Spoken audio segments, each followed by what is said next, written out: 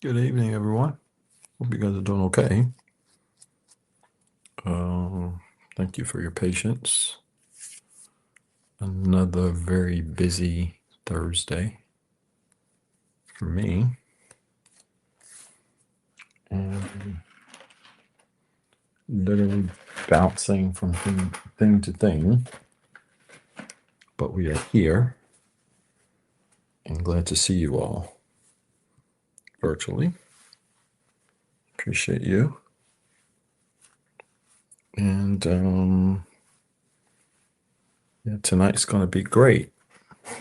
Like the video, share the video. Let me, what is that? What in the world? Like the video, share the video. Let's get ready to get into this work tonight. This is gonna be fun. That's all I'm gonna say. This is gonna be fun. I hope you guys are prepared to do some tough work tonight. I hope. Really do hope you guys are prepared to do some tough work. And I'm excited to be here with you. That's for sure. While I'm getting all of my stuff together, do me a favor. Like the video, share the video, and let's go through it. Drop in your city, state that you are tuned in from. If you're from outside of America, let me know what country you're tuned in from. We had people from Portugal last week. It was crazy. Nice turnout. And I want to acknowledge some of those while I'm getting my setup together here. Phoenix, thank you. Howell, New Jersey. Huntersville, hey, Tammany. Chicago, appreciate you. New York, what part? New York City, Covington, Georgia, thank you. Dallas, thank you so much. Great time at Dallas this past weekend. Shout out to all of you from Dallas that came to support the tour. I'm really grateful for your support. The Trinidad, thank you so much. Hope to be there soon. Greensboro, Colonial Heights, Tucson, Arizona, Memphis, Tennessee, New Orleans. We'll be in New Orleans in November. Can't wait to see you all there. Hyattsville, Maryland. Thank you. Alameda, California. Thanks, Charla. Appreciate you. Pocatello, Idaho. We're gonna get to Idaho for sure. Connecticut. Thank you, Malaysia. Malaysia. I hope I'm saying that right. Memphis, Tennessee. Queens, New York. Chicago. Rochester, New York. Oakland, California. Mystic, Connecticut. Los Angeles. Nashville, Tennessee. Wow. Jacksonville, Nashville again, South Africa. Thank you so much, South Africa. Colonial Heights, Virginia, Cincinnati, Ohio, Charlotte, Plainsboro, New Jersey, New Zealand. All right, Atlanta, Georgia. I'm doing good, brother O'Neill. Good to see you, brother. Brooklyn, North Carolina, Brooklyn, New York. Coach Sean, what's going on, brother? I owe you a message. I have not forgotten you. Or forgot about you. Thank you so much. Yes, three more opportunities. Excuse me. Los Angeles in a couple of weeks, October the 3rd or the 4th or the 3rd. New Orleans in November the 15th, I believe that is, and Atlanta, December the 13th. I've got to get with my coordinator in Atlanta.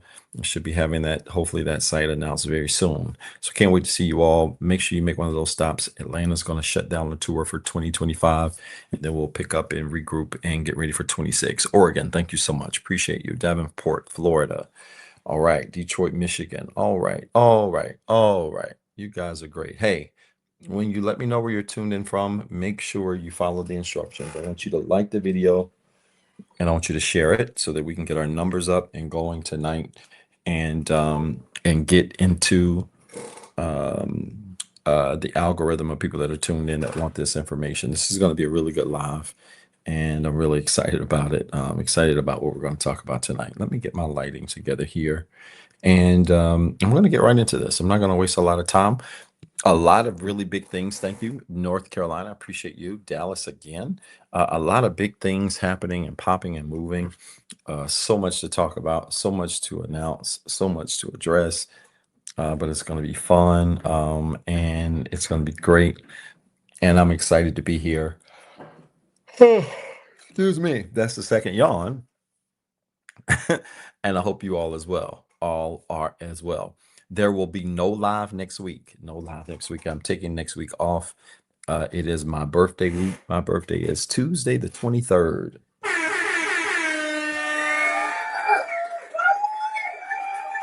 And so,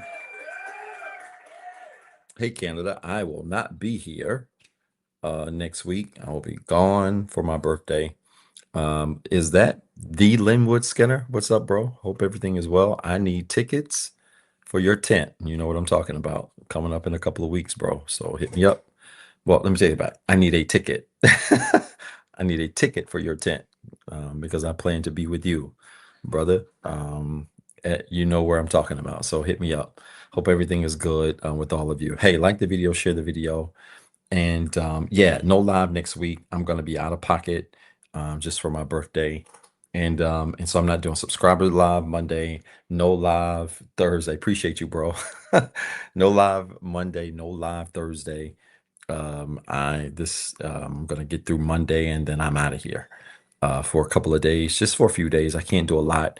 My kids are very active right now, and I can't take a lot of days away from them. And they actually are the reason why I'm going. They wanted me to take a break. I wasn't going to even take a break for the birthday this year, but they wanted me to do that, and I'm just grateful for awesome kids. April, I forgot your birthday. I forgot your birthday, April. I did. Ugh. Don't shoot me, April. You know I absolutely love you, and I appreciate you. I know. So I'll take the eye roll. I take all of that with extra lip gloss. It's all good. I apologize for that. But I appreciate all of you. Yeah, great kids for sure. Really blessed and thankful for you. Southern Sweet Tea, Jacksonville, Florida. Appreciate you. Canada. A lot of people from Canada on tonight. And I appreciate you. Yeah, do that, April. I got you. So real quick, a couple of things really, really quick. Reminder, support the show. The ways to support the show should be on the screen. I think Brother O'Neill said it best. A tired me typically means a devastatingly good show. And so got a feeling this is going to be one for the books, for sure. This is going to be one for the books. And so do me a favor. I want you to like the video, share the video, and support the show. The ways to support the show are on the screen. And I would sincerely appreciate that. Also, keep in mind, let's make sure that we keep the chat area as professional as possible. This is very important. There are a lot of people on the lives that typically tune in on the lives, and people are at different paces when it comes to their healing journey. So let's be very mindful of where people are. Keep the comments very honest, because if you don't like honesty, you're not going to like this space. But at the same token, be very mindful of where other people are on their journey. And I really would appreciate that. We're trying to, here in Inspire Nation, trying to build a community of people who are willing to be vulnerable enough to grow and grow around people that are also growing. So make sure you keep that in mind. I really would appreciate it. In the event that you see a comment that is out of pocket, you don't have to go back and forth with people in the comment section. I don't. Just throw up an eagle in the chat area, and our awesome moderators will see it and they will shoot the birds out of the sky, because eagles fly high above birds.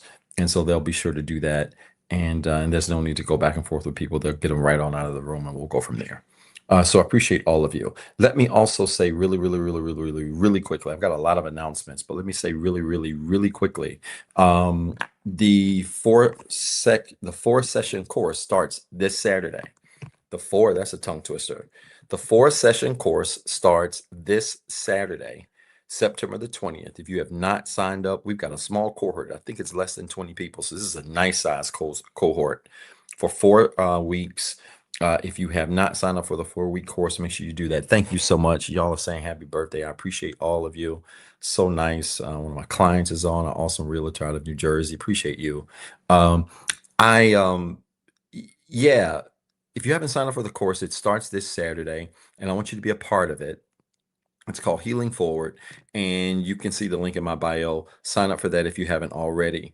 Also, don't forget, if you are going to be in the LA area, The tour comes to Los Angeles. I think that is October the 4th, I believe it is. I think it's October the 4th. It comes to Los Angeles, California. And so if you have not purchased a ticket and you're in the LA area, Glendale area, Beverly Hills area, or can get there, make sure you get a ticket to that stop. It's going to be great.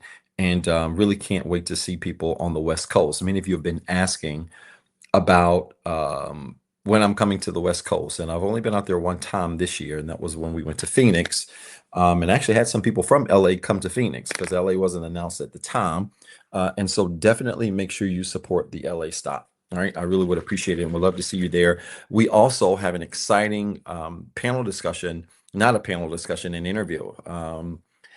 My good friend, Professor Wyan, who is a professor at the University of South Carolina, University of Southern California, is going to be interviewing me right before the tour stop at the tour stop location. And that event is open to college students. And so if you've got a college ID, you can get a ticket to that event, and it is a college price on purpose. I love working with college students. That's how I got my start in this space. Shout out to Joyce Edwards at the Office of Career Services at North Carolina A&T State University, now retired. But she really gave me an opportunity. I didn't have a master's degree. I didn't have a PhD. I didn't have nothing. I had a bachelor's degree and was coming right out of industry at a very young age. And she gave me a shot, and it really opened up the doors for my career. And she is one of a handful of people that was just responsible for saying, Zeb, you need to go get a PhD. You need to get on out of here because this is not it for you. And she really spoke that into my life, and I'm forever grateful to her. And so, Aggie Pride, Miss Edwards. So that's coming up then, and I would love to see you all there. Let me also mention one more thing really quickly. I'm just trying to get my bearings under me because I feel like I've got a million things going on tonight, and then I want to start teaching right at 9:30 on the dot. Also, the 360-day journal drops tonight for pre-orders.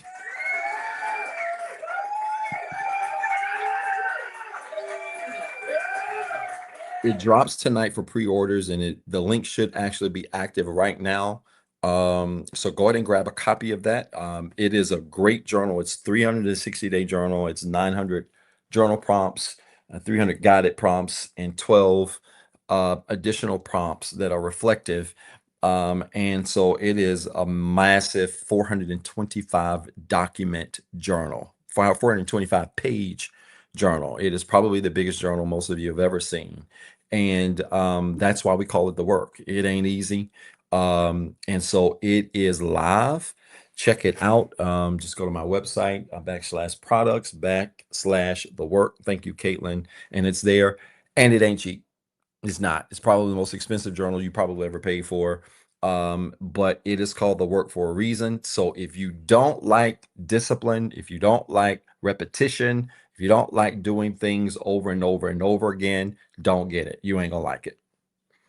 If you understand the power of repetition, that repetition is the mother of skill, that the things you do over and over and over and over again eventually become skills and become habits that ultimately change and shift your life, this is probably what you want to go for. All right. And so check it out. You'll definitely appreciate it. Got a limited amount of copies available on the pre-sales, and then more copies should be available. I think it's going to be around mid to late October, but shipping is going to start right around October the 6th. And so those are live now. Check it out. It's called The Work for a Reason because it's work. And y'all got to stop lying, talking about something you doing work and you ain't doing no work. Oh my God. That's just a light start for tonight. All right, get your journal. Let's get into it. I want you to put in the comment area, chat area, and in your journal tonight's topic, let's bring back shame. Let's talk about that.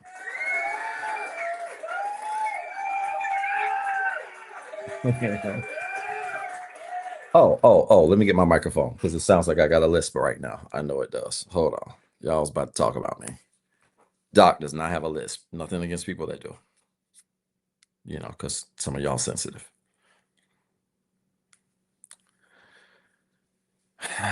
Let me get this together. 1 second.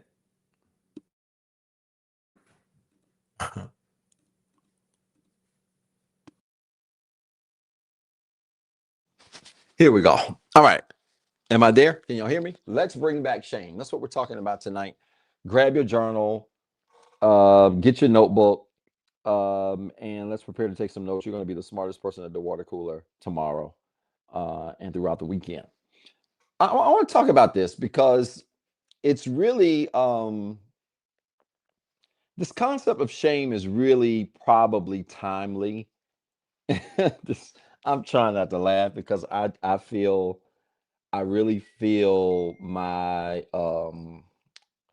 I really feel that side getting ready to come out tonight. I really do. I just got a feeling this is going to be bad in a good way.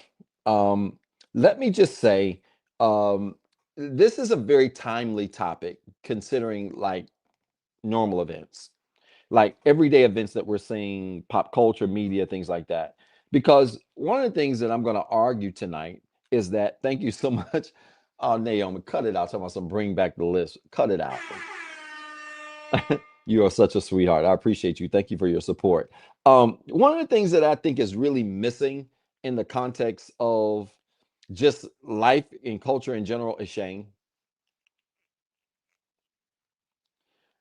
People are absolutely acting like idiots because there's no concept of shame.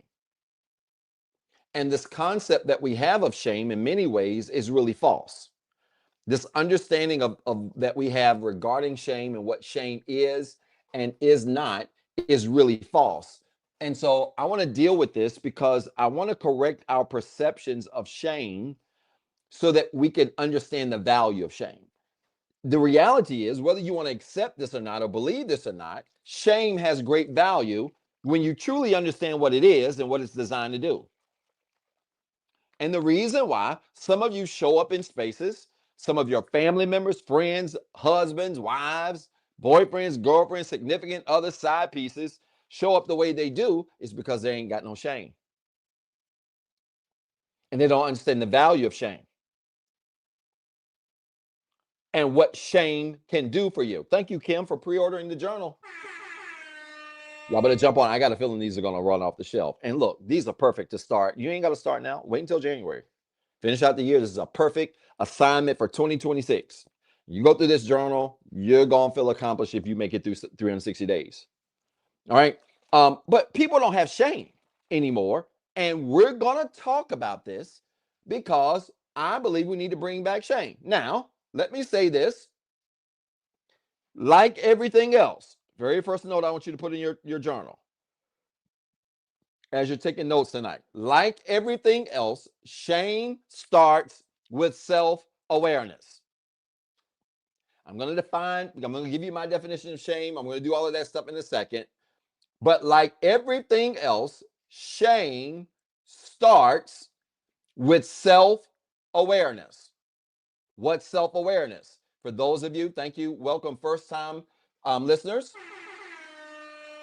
Also, let me thank all of my subscribers on Instagram and Patreon. Thank you so much for your support.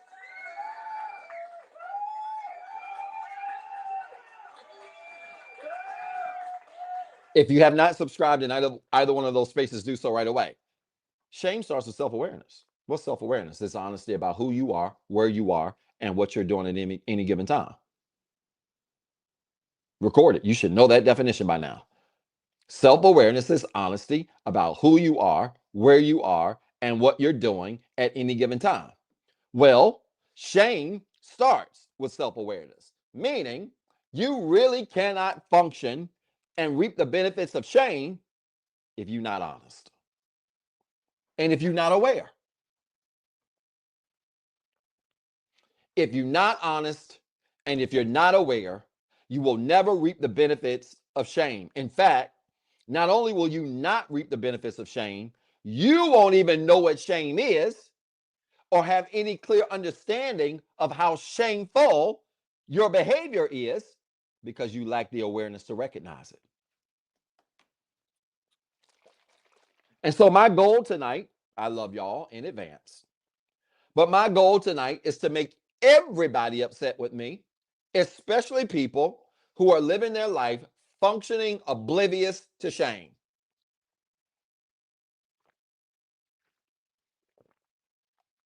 Because I hate to put it this way, but here's the truth. Some of you are single, not because you can't get somebody, but because you don't understand what shame is. Because if you knew what shame was and recognize the things in your life that should create shame, you would make some changes in your life that perhaps would cause you maybe not to be single. Or some of you haven't been promoted before on your jobs, not because you're not competent, not because you're not smart, but because there's certain ways that you're showing up that you're not honest about and you're not aware of. And because you're not aware of them and not honest, you're functioning in a space that you think is normal that's really shameful. And so what can benefit you through shame is actually not benefiting you because of your lack of self-awareness. Oh my God. And I want to say this from the start, record it now. If people have historically lied to you, if people have historically enabled you, if people have historically not taught you, your baseline for self-awareness will be off center. I want you to record it now. Come on, hurry up. You can do it. If people have historically lied to you, if people have historically enabled you, if people have historically not taught you and instructed you, parents, guardians, coaches, mentors, whomever, your baseline of awareness will be off center. You will do things that's crazy and it becomes normal to you. And people who have self-awareness will look at your crazy and wonder why you can't see that it's crazy. I'm going to say this a simple way because let me tell you just something. Let me just go here real quick because this has major implications for your healing. What you can and cannot see, I want you to record this now. What you can and cannot see about your life has major implications for your healing journey. Y'all just got a little restriction thing on TikTok again. I don't know why I'm getting restricted. Who knows? It has it's every week. It never fails. It has major implications for your healing journey. Y'all like the video, support the show. Our numbers are low tonight. Support it. Come on. Like it and support it. Hurry. Share the video. Why does it have major implications? Let me tell you something that never ceased to amaze me. I am still getting clients in front of me. And this typically happens in the relationship space. I have clients that get in front of me that have been brought to me. Let's say, a husband's been brought to me by his wife, or a wife has been brought to me by her husband. And they get in front of me and they got all of these problems in their situation. But it is always astounding to see how one of them is completely clueless as to why they're there. So the conversation sometimes will go like this, right? You have a couple and they're both there and they're on the screen and they're either in the same room, so they're on the same screen, or they're in different places and one's on one side, one's on the other. I'm in the middle, right? On the Zoom, and we're talking. And so I'll be like,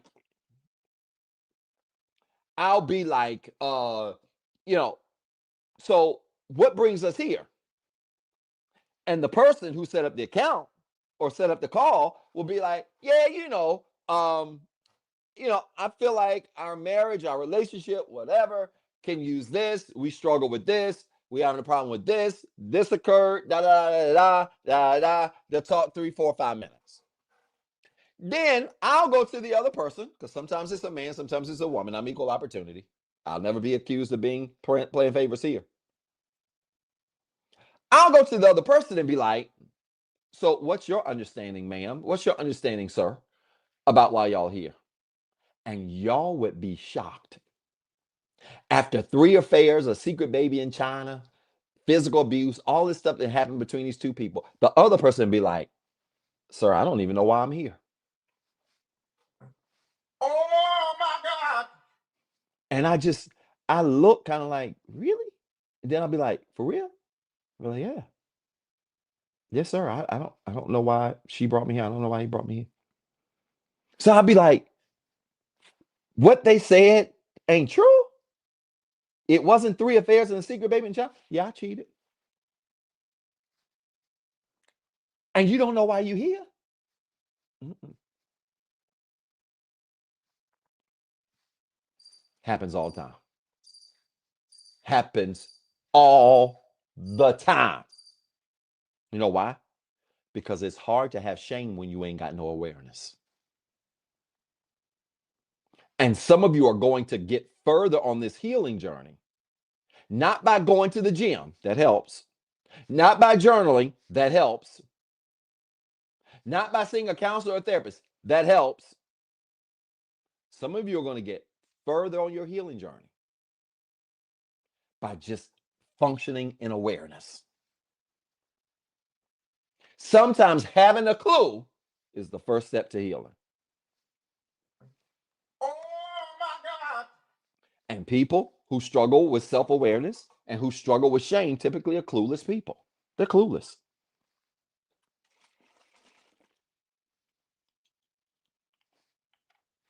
Clueless because either they can't see what's wrong, or they're clueless because they choose not to see what's wrong.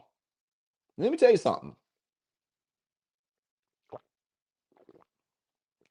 If you're in a relationship with somebody that doesn't have shame, if I were you, I'd run as fast as I could. Oh my God. How do you fix problems with a person who can't see their problems or refuses to acknowledge them?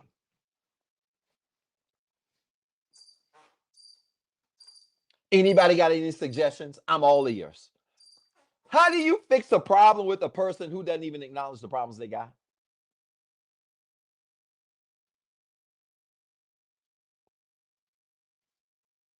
And yet some of you do. Some of you are trying to fix problems with Sammy and Susan. You're trying to fix all of these problems with people who don't even acknowledge, hey, I'm aware of how I'm showing up, my behavior. And the people have no awareness, they have no shame.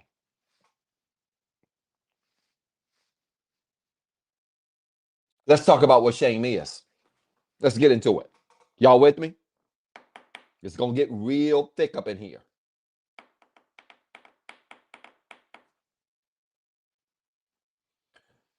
Let's talk about what shame is. Let me give you my definition of shame. You know, I've got a custom definition of shame, but it's going to make sense when I really break this down in the context of what is healthy and what is not healthy. Let me give you my definition of shame. My definition is this: shame is felt or expressed pain created by the awareness of negative or inappropriate behavior. Shame, my definition of shame, is felt or expressed pain created by the awareness of negative or inappropriate behavior. Shame is felt or expressed pain created by the awareness of negative or inappropriate behavior. Some of y'all talking about some, you don't want to feel shame. Stop shaming me, and you don't even know what you're talking about. If there's another phrase we can put in the trash with narcissist and gaslight and manipulator, is stop shaming me. And y'all put all kinds of things next to this word, shame. Fat shaming, health shaming, trauma shaming. I've heard it all. Some of you don't even know what the word shame means. And after tonight, you're going to realize that maybe people ain't shaming you. Maybe they're trying to bring you to a place of awareness. Oh my God.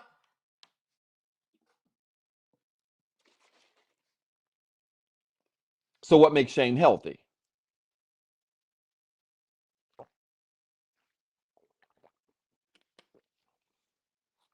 I want you to look at the definition. My definition of shame: felt or expressed pain created by the awareness of negative or inappropriate behavior. Thank you so much for your support.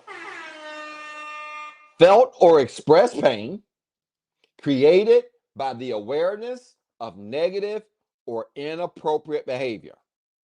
So in my mind, there are two types of shame. There is a healthy shame, one that benefits you, that helps you become the best version of you. And there is an unhealthy shame. Okay? So what makes shame healthy? This is what makes shame healthy. When awareness happens first and felt or expressed pain happens second. Let's break down the definition first. Look at this. Shame, felt or expressed pain, which means shame cannot be helped, cannot exist absent of pain. Why do people run from shame? I'll tell you why. People run from shame because most people that have to function in honesty also have to function in the pain associated with it, which means we don't get to keep telling you you wonderful when you got a bad attitude. We don't get to keep telling you everything all right with you when your attitude so stink that don't nobody want to be around you. And sometimes when you have heard all your life that your attitude is great, but really your attitude stinks, that is going to cause you to have felt or expressed pain, and you need it. Because felt and expressed pain ain't going to exist if it ain't true, which means you don't have to worry about shame if your attitude ain't bad and somebody says you have a bad attitude. So what I've seen in my space is that people are told that something's wrong with them and it's true, but they're offended, but it's true. If it's true, you have no reason to be offended. Uh-oh. Uh-oh. I want you to put that in your notes and put it in all caps.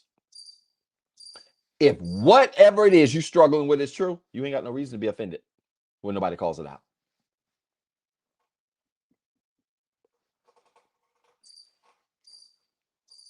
No wonder you know why I believe the numbers are low tonight? Because I don't believe a lot of people want to hear this. If what is being expressed about you to you, if what you had to acknowledge about yourself is true, then there's no need for you to be offended. Why are you offended? So shame is felt or expressed pain. When you come into a place of awareness, somebody's expressed something, called something out, that shame starts with felt or expressed pain. Here we go. Created by the awareness of negative or inappropriate behavior. Well, Doc, some of you are going to be smarty arts. But Doc, isn't negative very subjective? When we talk about negative or inappropriate behavior, that's where we talk about establishing a baseline. A baseline of what? A baseline for decency. I want you to put this in the chat right now. This is going to be a better live than what people realize. A baseline for decency. You want to know a big reason why shame is missing? And I'm going to come to this because it's 4 big reasons I'm going to talk about, but I'm going to give you a preview because we go into it the very next thing. One of the big reasons shame is missing is because the baseline for decency is in hell. Oh my God.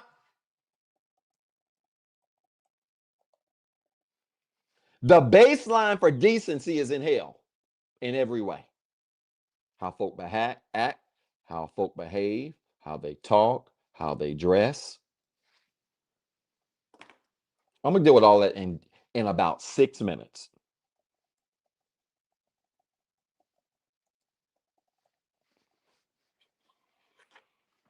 The baseline for decency is in hell.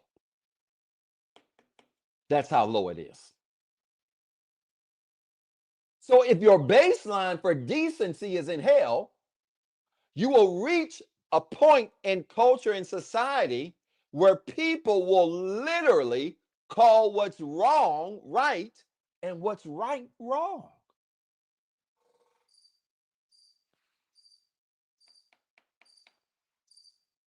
I'll get to that in a second. This is gonna be brutal.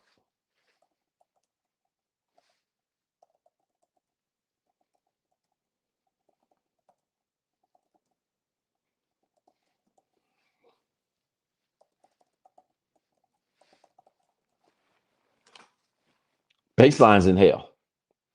So people don't know what decency is. So people struggle to know what negative or inappropriate behavior is. And that's part of the problem, which is why shame is hard for some people to embrace, to realize, to accept, because they're the baseline for decency, people don't have it. Now, let me just offense alert. I want to say this right now. I don't care if you black, white, brown, Puerto Rican, Haitian, Italian, Russian, Chinese, Democrat, Republican, like Obama, like Trump. I don't care who you are. The reality is, regardless of your race, regardless of your gender, regardless of your political affiliation, your religion, there should still be a baseline for decency. And the reality is, the reason why there's so much tension in our world in general is because the baseline for decency does this.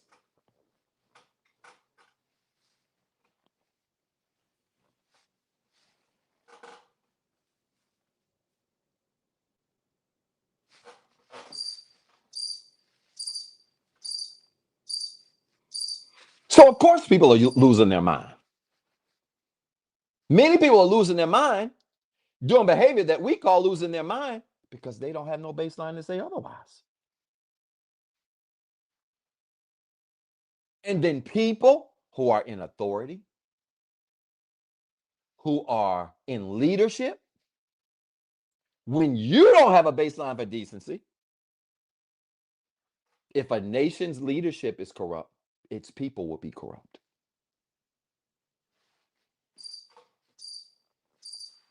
Doc, are you on a side or nothing? No, I ain't on nobody's side. I'm on my side. If your mama guilty, oh well.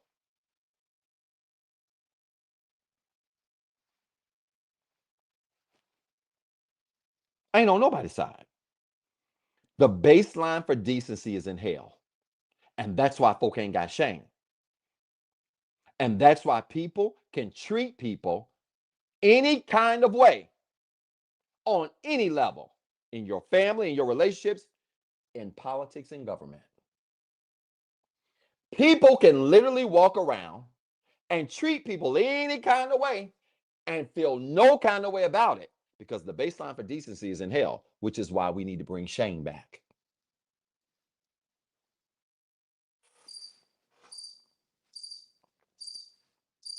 People ain't got no shame. So, what makes shame healthy and unhealthy? I'll give you the juxtaposition based on the definition. Again, for those of you that are just tuning in, let me give you the definition one more time, and I'm going to break this down, and then I'm going to give you 4 big reasons why shame is missing and give you some other things, and we're going to talk about this baseline a little bit more. The definition of shame, my definition, is felt or expressed pain created by the awareness of negative or inappropriate behavior. Felt or expressed pain created by the awareness of negative or inappropriate behavior. That's shame. Well, let's go further. What would make shame healthy? Look at the definition. What would make shame healthy is when awareness comes first and then felt or expressed pain comes second. Healthy shame looks like awareness first, and then felt or expressed pain second.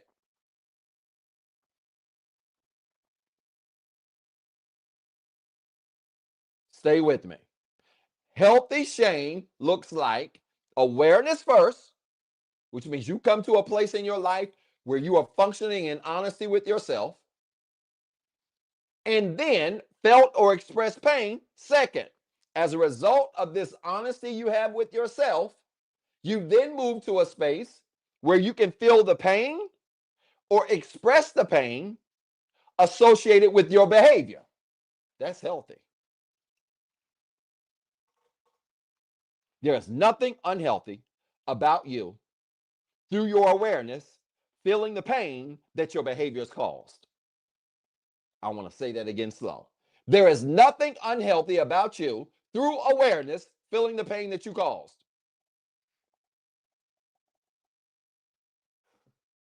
Oh my God. There is nothing unhealthy about you through awareness feeling the pain that you caused. That's why the number's low tonight. Because some of y'all don't want to hear my mouth say that if you cause somebody some pain and you did wrong by somebody and you're aware of what you did, you ought to feel bad.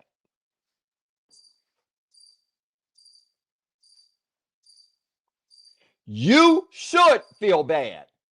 If you cheated on somebody, you know you cheated on somebody, you're fully aware that you cheated, you ought to feel some pain. You know what we do? Nah, he got childhood trauma. He was going through childhood trauma. That's why, Doc, I was going through childhood trauma, and that's why I when I cheated, I didn't really mean to cheat, and so you can't shame me because my childhood trauma called me to cheat. If you got awareness of your behavior, you ought to feel the pain associated with your decisions.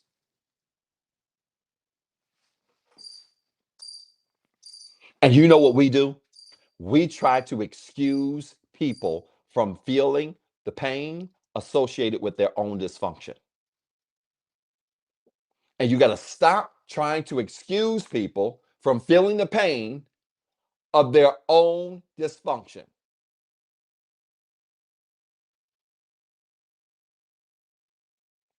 Stop trying to excuse people from feeling the pain of their own dysfunction.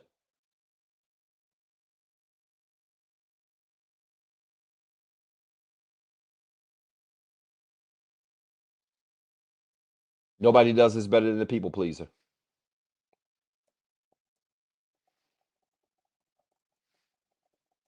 Nobody does this better than the people pleaser. A people pleaser will think they are sparing the feelings. A people pleaser will think they are sparing the feelings of an abuser and doing a noble thing by doing so, because they don't want the abuser to feel bad about their abuse. And that is dysfunction at its finest. You see how quiet it is in the comments tonight? The numbers are low. You see how quiet this is? We ain't had less than 300, 400 people on this live in a very long time. I ain't leaving this replay up unless a whole mountain of y'all support. Y'all join Patreon so you can see it. Because people don't want to hear this in my face. No, I want you to hear this in my face. Healthy awareness is when you have, or healthy shame is when you have awareness first that's followed by felt or expressed pain, which means if you can function in self-awareness, you ought to be able to feel your dysfunction. And feeling your dysfunction ain't going to kill you. A little bit of shame ain't going to hurt you, especially when that shame is merited. Especially when that felt or expressed pain is deserved. Doc, you telling me there are times I deserve pain? Yeah. When you make intentional decisions and intentional choices, yeah, you deserve the pain that comes with it. You deserve the pain that comes with your intentional choices. And the reason why the numbers are so low tonight on this live is because people don't want me to look them in the face and say, you need a little bit of shame. That's what's wrong with our culture now. That's why some of your men and women cheat on you all the time. Because their baseline for decency is so low that it's in hell. And then when you try to call them out on it, because they don't have a baseline for decency, they try to fight you over the offense that they caused in order to avoid the pain associated with that offense. Y'all keep up. Oh my God. Thank you, Marcy, for the support. Appreciate that. No, y'all be letting people off the hook. You come up with excuses after excuses, and I'm going to talk about what that turns into when I give you the 5 big reasons why shame is missing. Because there's 5 big ones, and I'm going to take my time and make y'all good and mad. So healthy shame looks like awareness first, felt or expressed pain second. What does unhealthy shame look like? Let me help you. For those of you that have experienced unhealthy shame, I'm going to explain what unhealthy shame looks like. Unhealthy shame looks like felt or expressed pain first, awareness second. Y'all writing this down? Unhealthy shame looks like felt or expressed pain first and awareness second.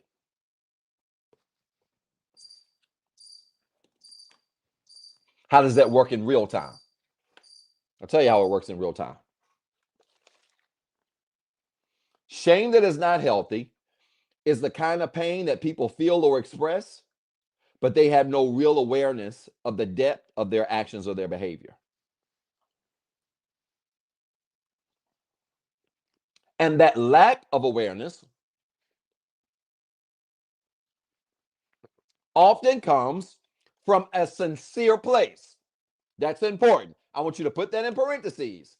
This lack of awareness typically comes from a very sincere place. Let me give you the best example of this that I can.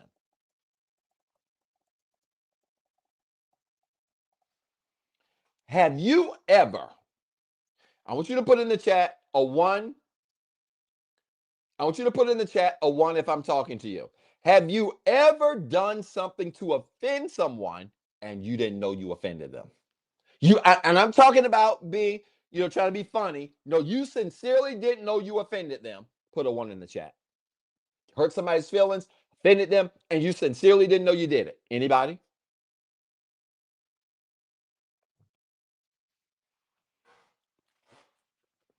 Good.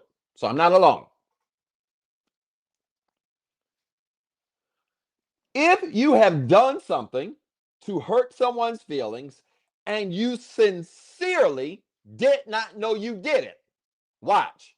When that person then makes you want to feel pain without understanding what you did, that's unhealthy shame.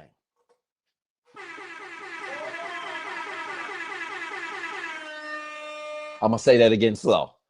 You're going to be the smartest person at the water cooler tomorrow.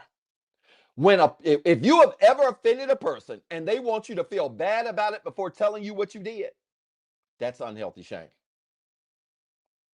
So when we talk about shame and people shaming you, that's what people really mean, but most people can't explain it. If you've been made to feel bad over something you were really fully aware that you didn't do or did, you weren't really fully aware of your behavior or what occurred, that's not healthy shame. Let me become aware first of my behavior before I'm made to feel bad about it.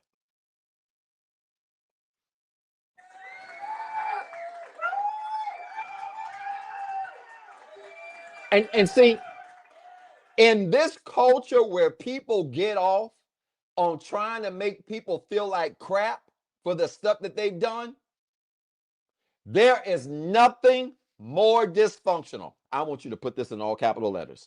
There is nothing more dysfunctional than trying to make somebody feel bad about something they didn't even know they did. I'm going to say it in English because y'all not going to get it that way. Hey, it's 2025. Y'all record that. Nothing more dysfunctional than attempting to make somebody feel bad about something they honestly don't know about.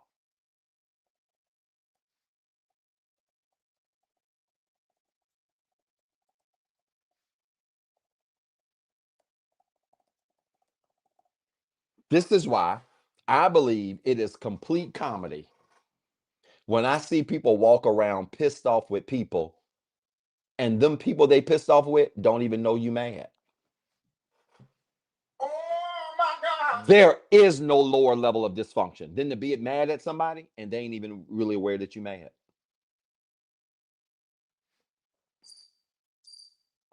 Do you know how foolish you look when you get mad at people and they don't even know you mad at them, but you don't even have the awareness and the understanding of the importance of informing people of how you were offended, so that if the offense is legitimate, then they can feel the shame associated with their behavior. But when you walk around mad at people and you have not even communicated why you mad, and you making posts about you being mad at them, and they still don't know you mad. In fact, some of these people don't even know you exist. Oh my God. Do you know how foolish you look?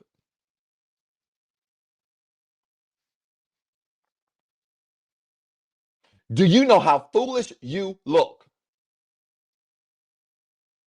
Making posts about people who ain't thinking about you.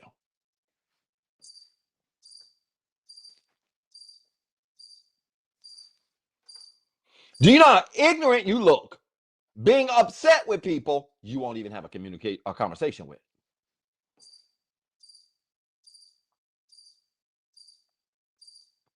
That ain't healthy shame. There's nothing healthy about that kind of shame. Shame that is healthy has to start with awareness first and felt or expressed pain second. Before people need to feel bad about what they did, they need to first understand through honesty and self-awareness what they did.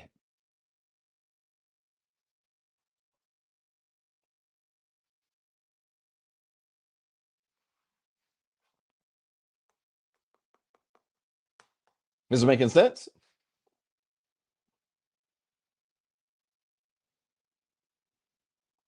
Let me give you 5 big reasons why shame is missing. This is a perfect segue. This helping anybody? Y'all like the video, share the video. Our numbers are still low. It's cool. Unless many of you all support, many more of you support, I'm not going to leave this up. Because all the people that were scared of tonight's lesson, we typically are in the 400 to 700 range easily tonight on Thursday night lives. All of the people that skipped out tonight, there's a lot of people that skipped out because they didn't want to hear this.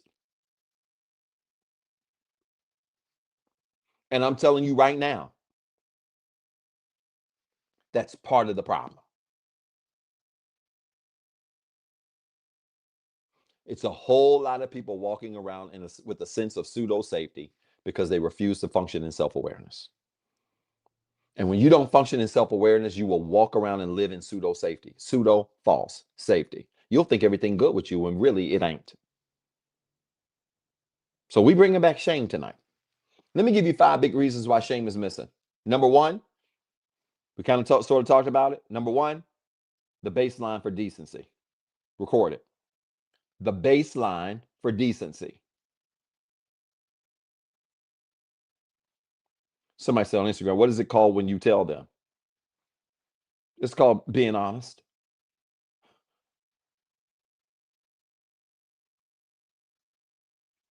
It's called being honest. I'm not being funny. That's my answer. I'm sticking with it. It's called being honest. Number 1, the baseline for decency. Our baseline for decency as a culture and as a society is real low. When it comes to how we act, how we behave, how we talk, how we dress, how we communicate,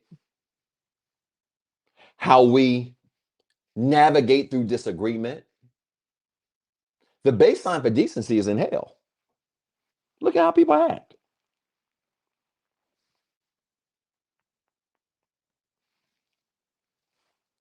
I've never seen a time in my life where people literally function in spaces, even public spaces, with such a poor, low bar for decency, and will look at you like what you looking at them for.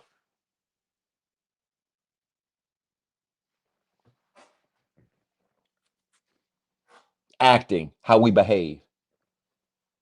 Y'all, remember I said something about maybe doing a cruise in 2026? That's still possible.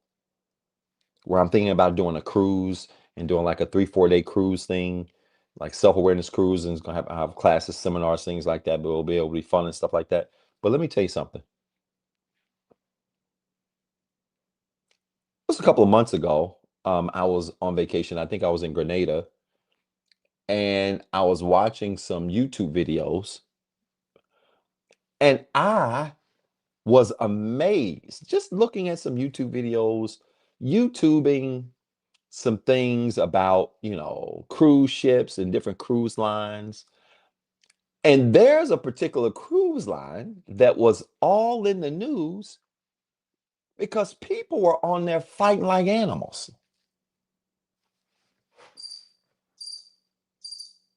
Regularly. Now, let me give y'all another disclaimer again, like I did in the beginning of the show.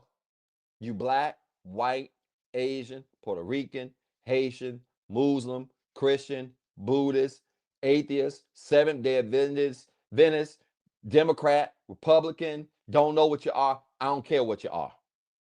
I'm talking to everybody. I ain't on nobody's side but right.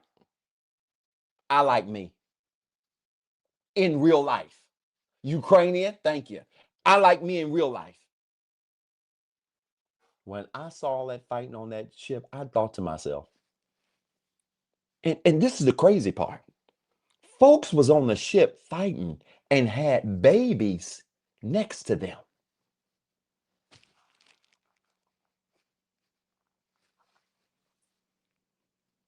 What in your crazy mind would cause you to think that it is okay to be on a cruise ship with families in an ocean fighting people with your babies in your lap? Oh my God.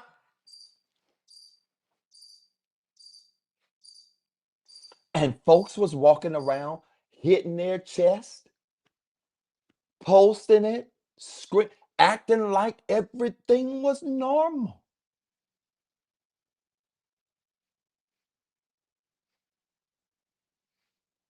Acting like everything was normal. You know why? Because the baseline for decency, y'all, is in hell. People don't know how to act. People, go back to my definition of shame. People haven't been taught how to act. People haven't been taught, some people, what negative and inappropriate behavior is. But hear me out. Just because you haven't been taught negative or inappropriate behavior doesn't mean you're not accountable. We need to bring shame back because folk would learn how to act if we called out the foolishness when it came to behavior that is not decent. Y'all ain't got to like this tonight. I don't care. My numbers ain't never been this low on a Thursday, but I get it. I want to skip tonight too. 5 big reasons why shame missing. And one of them is the baseline for decency. People don't know how to act and behave. And people call inappropriate behavior appropriate behavior. And then the people that have no shame call appropriate behavior inappropriate behavior. It is literally people calling wrong right and right wrong. And that shame is impacting your healing journey. Besides, if you don't think fighting on a cruise ship with family there and you got your kids in your hand, if you don't think that's the problem, then surely you ain't going to think cheating is the problem. You ain't going to think disrespecting your husband, your wife is the problem. You ain't going to think your kids at school disrespecting principals and teachers is a problem. Why? Because the bar and the baseline for decency that you have is in hell. That's why. Doc, why is your work so successful? I'll tell you why. Because sometimes I have to look clients in the face, and through self-awareness, honesty about who you are, where you are, and what you're doing, I have to get people back to a place of shame. Because sometimes what you're not shameful about, you will never fix. Some people don't change because they don't feel no shame about their behavior. Some people won't heal because they don't feel any shame about their foolishness. And yet we say, you don't need to shame people. Stop shaming people. Nobody needs to be shamed. Cut it out. A little bit of shame ain't going to hurt you. So how we act, how we behave, how we talk, even how we dress. I had an honest conversation with my kids. My kids are preteens, 11 and 12. And I had a very honest conversation with them. And some of y'all ain't going to like what I'm about to say. I had a very honest conversation with them. And I said, hey, listen, you guys are outstanding athletes. You're about to be on traveling teams. You're going to be going different places and traveling. And you're going to be representing your team. And you're going to be representing your family. Let me tell you something. And I ain't have to tell them much because my kids know. I raised my kids. My kids know. I said, Giselle, I don't care what girls you play with. Don't you dare get off no bus or on no bus with no bonnet on your head.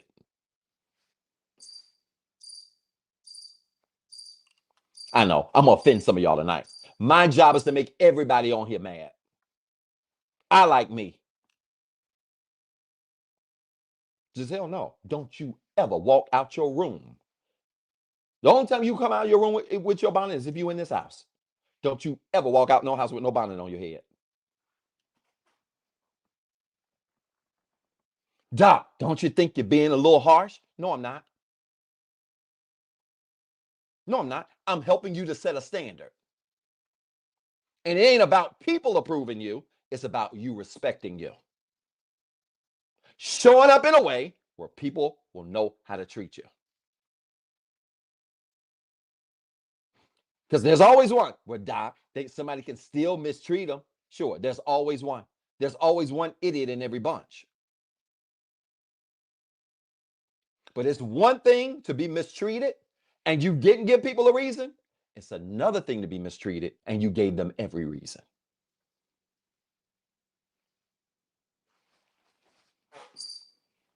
No. So I told her, I said, y'all not coming out this house. You don't come out this house with no bonnet on your head. You know better. We don't even think, and she never has. She's never been on that tip. My daughter's a very dainty little girl, and I love it. Dainty / tomboy. She kind of got it. She's kind of like in the middle. If she ain't playing volleyball, she want her nails done. That kind of thing. So I ain't tripping. And they wear those, what are those slides called?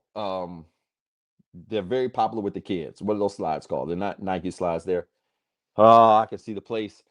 Birkenstocks. They got Birkenstocks. So they wear the Birkenstocks, and the Birkenstocks are really nice. And the school that they go to, a lot of the kids be in their Birkenstocks with their uniforms. So the girls got the little tennis skirts on because they got a uniform school. They got the tennis skirts on, and they got their colored shirts, and they got the Birkenstocks on, right? With socks, and that's a cool thing. I told them, don't y'all go out this house with them Birkenstocks in that uniform.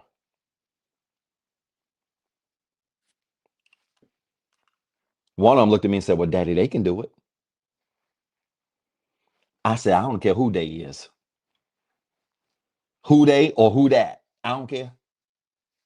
Don't walk out this house with your uniform on and them Birkenstocks.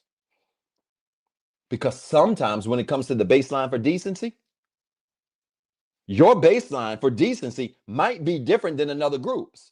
And if you don't have self-awareness, you're going to walk around ignorant to that. Oh, y'all don't like this tonight. Y'all hate this tonight. I don't care. I like me. For the 100th time.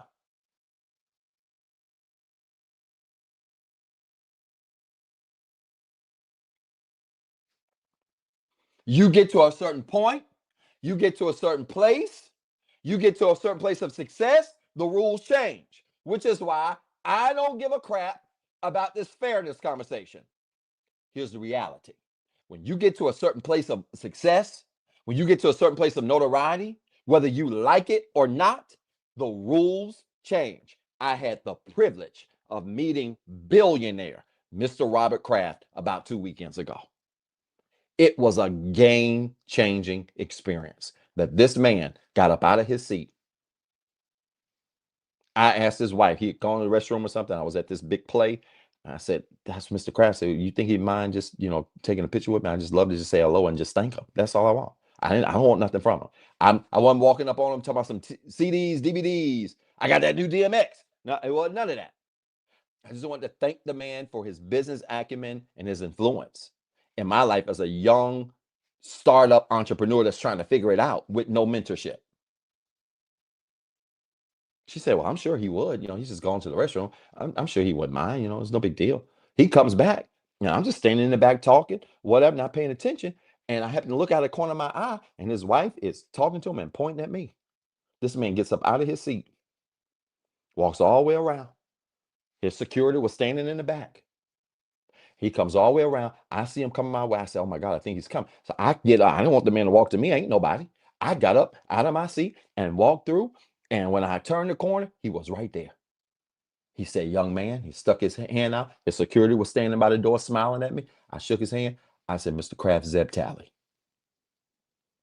He said, it's nice to meet you, Mr. Talley. I said, Mr. Kraft, thank you for everything you have done in this entrepreneurship space. You are a representation of success. I put the picture up on my story. I'll maybe post it maybe this weekend. You are a picture of success that I admire and I appreciate it. And he thanked me. He asked me what I did. I told him, I said, I'm a counselor, coach. I try to help people heal and fix their lives. So how many clients do you have? I said, got about 1,200 clients in 47 countries. He said, wow, that's impressive, young man. That's impressive. I said, let's get this picture. I didn't want nothing from the man. Took the picture, had a couple of pictures taken, and then he's standing there just talking to me. And he says, very proud of you. He said, keep up the good work. He said, man, you're the sharpest dresser in here. Now, listen to me. For those of you that got offended by my bonnet and my Birkenstock comment, I was dressed to the gods. Custom suit, red bottoms. That's how I go out. When I go out, I don't have time to go out. But when I go out, I go out. But guess what? Doc ain't arrived. Doc has a lot of work to do. Doc's tour is the Chitlin circuit. I'm not packing out stadiums and arenas and ballrooms. If I get a room full of 90 people, it's a big win. Doc's on the Chitlin circuit. He's working hard. This man had on some black jeans, a blue blazer, and some tennis shoes. So many of you are probably saying, well, then Doc, isn't that contradictory? He got on tennis shoes and Birkenstocks, and he's dressed relaxed, and he doesn't care about his. I said, he's a multi-billionaire. He's a billionaire. And we need to understand this about shame. Some of y'all are walking around with standards you ain't earned yet and expecting people to accept them. I need you to write that down. You got to stop walking around with standards you have not earned and expect people to accept them. Nobody's going to like this tonight. That's a whole word. Nobody's going to like this. Nobody's going to like this tonight. That's okay. I don't care. You got to stop walking around with standards you have not earned and expect people to accept them. Who are you? I could have walked up to this man the way I like to dress sometimes when I go out, and I'm just going to say, though this was a very nice play in DC. I like to go out with my ripped up jeans and my, some nice tennis shoes and a little blazer, casual blazer or something like that, and a sweatshirt under. I didn't even have my beanie with me. Straight bald headed. You know why? Because I ain't earned that. I have not earned that.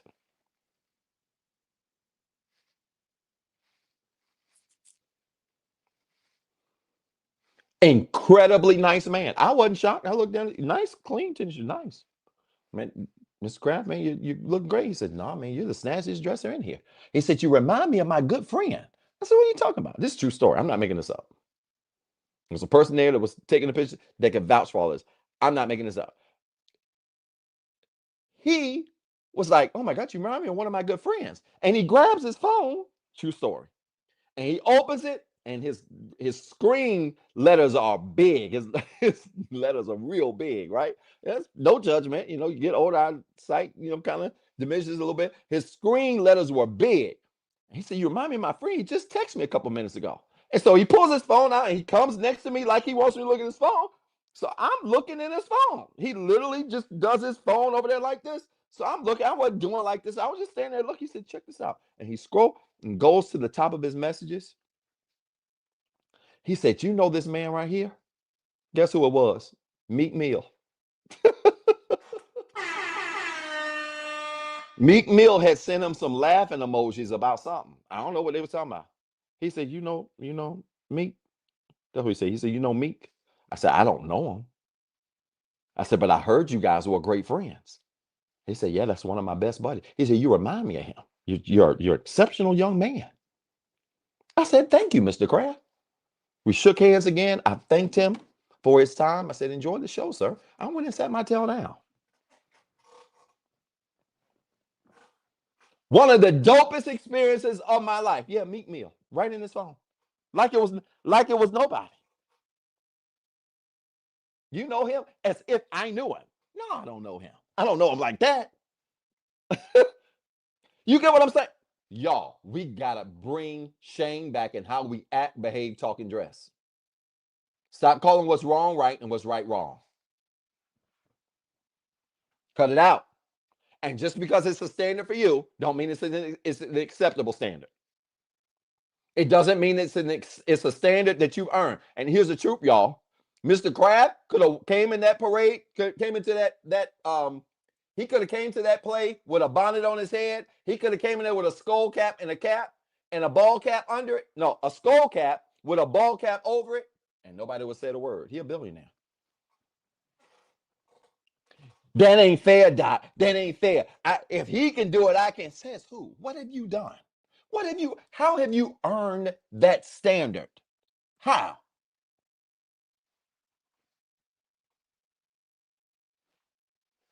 But I get it. It leads me to number two. You know why?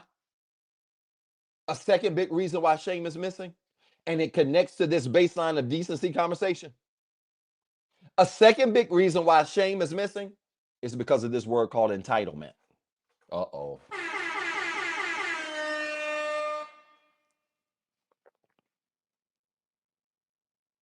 Entitlement. Some people don't have shame because they think they're entitled.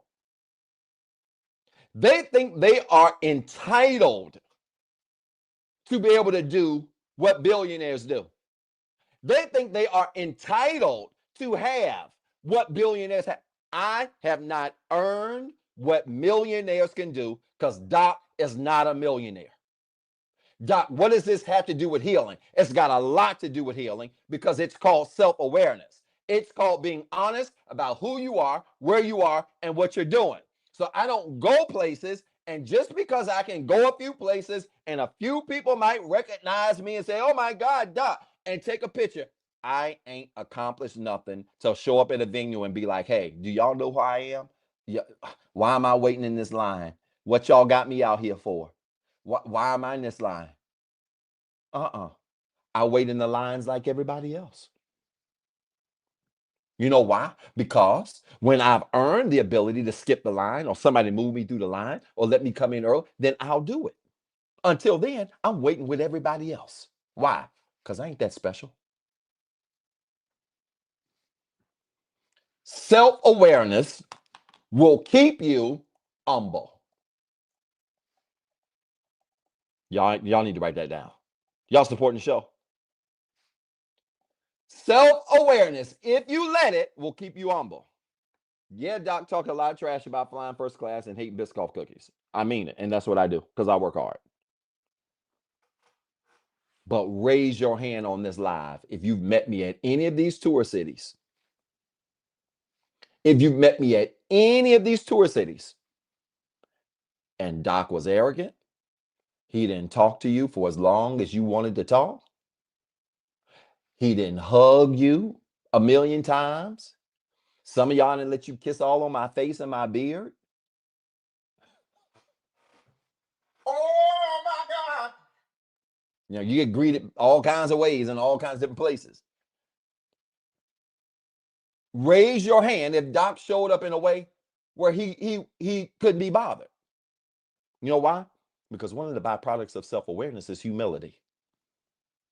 You know why self-awareness keeps you humble? Because when you're honest about your flaws, it'll keep you humble. And a person who is not honest about their flaws won't be self-aware and they won't have shame.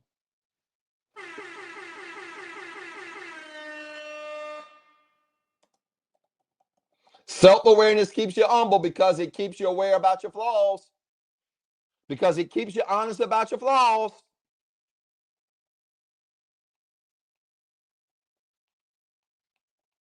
It's crazy. I go places and people are shocked for some reason. Yeah, I didn't expect you to be this nice. I didn't expect you to just talk like this and laugh like this. I didn't expect you to stick around and talk. I didn't expect you to just be that cool. What did you think you was coming? So you mean tell me you was coming to an event on healing and you expected the person who created the 5 areas of healing to be arrogant? But I get it. You know why I get it? Because when you look on social media, everything and everybody you see on social media ain't always the same in real life. And let me tell you something about this humble, self-aware way. It takes you longer to be success when you're authentically humble. Here's the truth, y'all. I could big time y'all. I could be arrogant. I could show up in spaces like I've arrived and carry my business like that. And I probably would get to where I want to be a lot faster. Here's the problem. I wouldn't like the version of who I am if I made it to where I want to be, not being true to who I am. And some of y'all don't care. Some of you will sacrifice who you are just for some views, some clicks, some likes, some money, and some opportunity, and sacrifice your soul at the same time. Oh my God. And that's why I can officially say you're not functioning in shame. You have no shame about you whatsoever. I've said it on these tour shots. The greatest compliment I receive from city to city, and there are many, but the greatest one is, wow, you're nicer in person and more relatable in person than you are online. Thank you.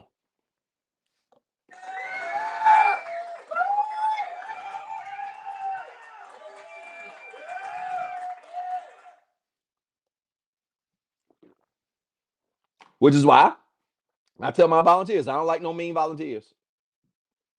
I don't like no sassy volunteers. I don't like no mean volunteers. No, how? How are you gonna represent a healing tour and you mean and sassy? How? Who gonna get healed at your speaking tour and the volunteers and the tour coordinator is mean and sassy?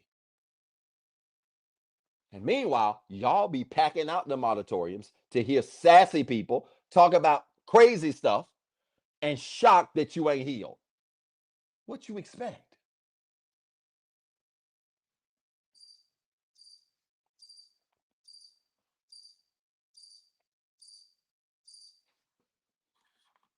So self-awareness kills entitlement. And if you're entitled, you probably are struggling when it comes to shame. Don't nobody owe you nothing. The things you have, you need to try to earn because it's hard for people to take away from you stuff you earned. I'm not talking about stuff people gave you, which is why Doc don't really care nothing about being put on. You can't find a single person that can ever say, Doc's reached out, man. Doc reached out to me. He was trying to get on. He was trying to put me on this. Not me. No. I'm good. I'll get on whatever I'm supposed to get on when I'm supposed to get on it. And if I ain't on it yet, then that means it ain't time for me to be on it yet. That means I ought to be working.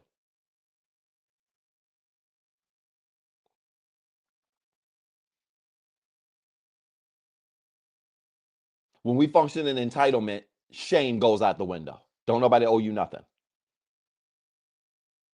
Some people ain't got shame because they feel like people owe them something. People don't owe you nothing. And when people do things for you, it is great to say things like, thank you. I appreciate it. Thank you so much.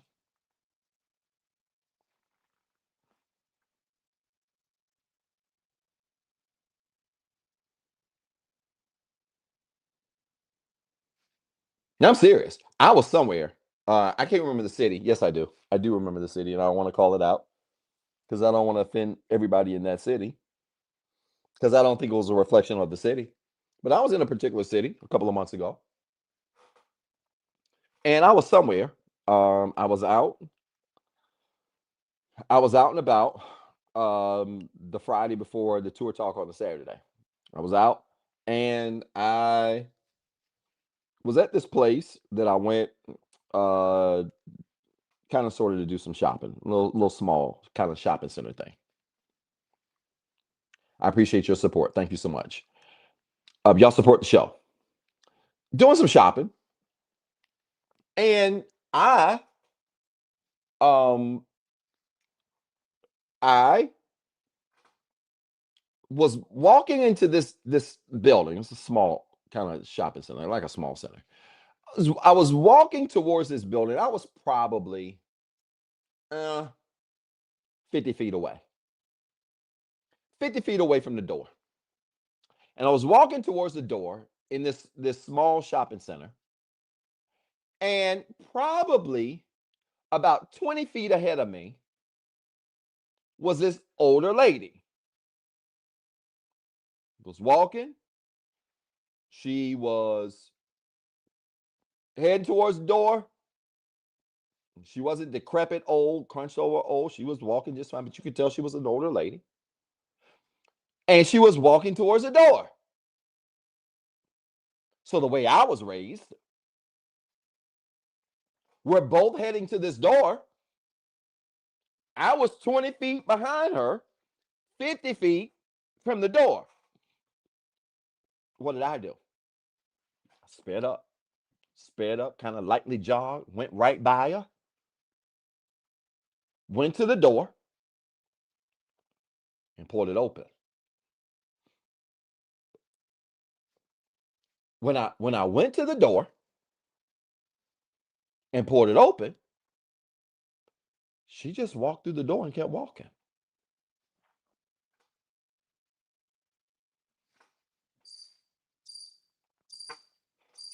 This story is for all of you that think that young people are the only people that are entitled. Nah, it's some of y'all in your 40s, 50s, 60s, and 70s that think you entitled too.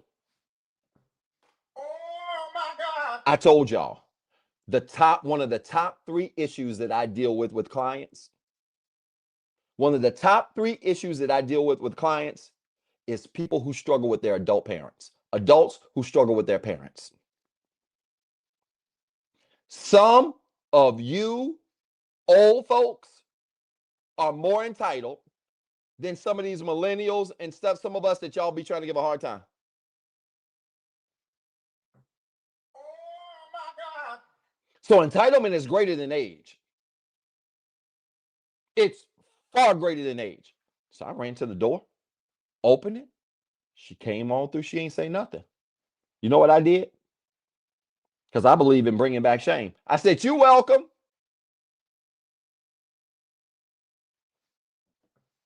Oh my God. I sure did. I said, "You're welcome." She turned around and said, "Thank you. Thank you."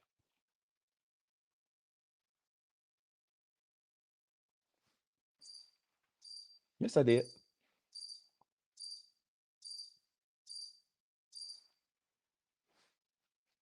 People struggle with shame because they feel entitled. They feel like people owe them stuff. That's why, y'all, it's nice to be nice. People don't have to be nice to you. People don't have to do things for you. People don't have to compliment you. People don't have to help you. One of the greatest compliments I get about my children, if you guys ever meet my children in person, they were at the Charlotte tour. I'm not making it. My kids are mannerable, respectful. Yes, sir. No, sir. Yes. I know y'all don't believe in this stuff no more. Some of your kids talk to you like that's your homie. My kids ain't my homies. We tight, but I ain't your homie. I'm your daddy. So we real tight. We cool. We talk about anything. We laugh and joke, but I'm not your homie. Oh my God. Yeah, I'm gonna do a live on parenting real soon, and that's gonna be another bloodbath. But if you met my kids, it's yes, ma'am, no, ma'am, yes, sir, no, sir. It's please, it's thank you. My kids tell me thank you so much that sometimes I have to tell them to stop. Guys, you have thanked me for this plate, this dinner that I've cooked for y'all. You have thanked me at least 15 times. Y'all stop. You don't have to say thank no more. Thank you no more.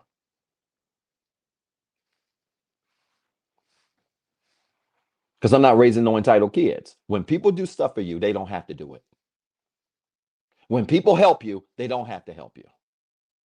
When people stay with you and you cheated, they ain't got to stay. So when you get in front of me and you act like you don't know what's wrong or why you there, you are functioning in entitlement.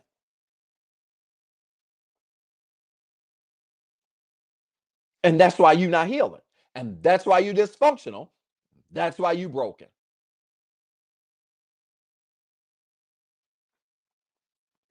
Here's the third reason why shame is missing. Y'all with me? Is this making sense? Y'all supporting the show? I hope you are. Before I give you the third thing, let me put it up real quick. The journal, the work is up, is rolling.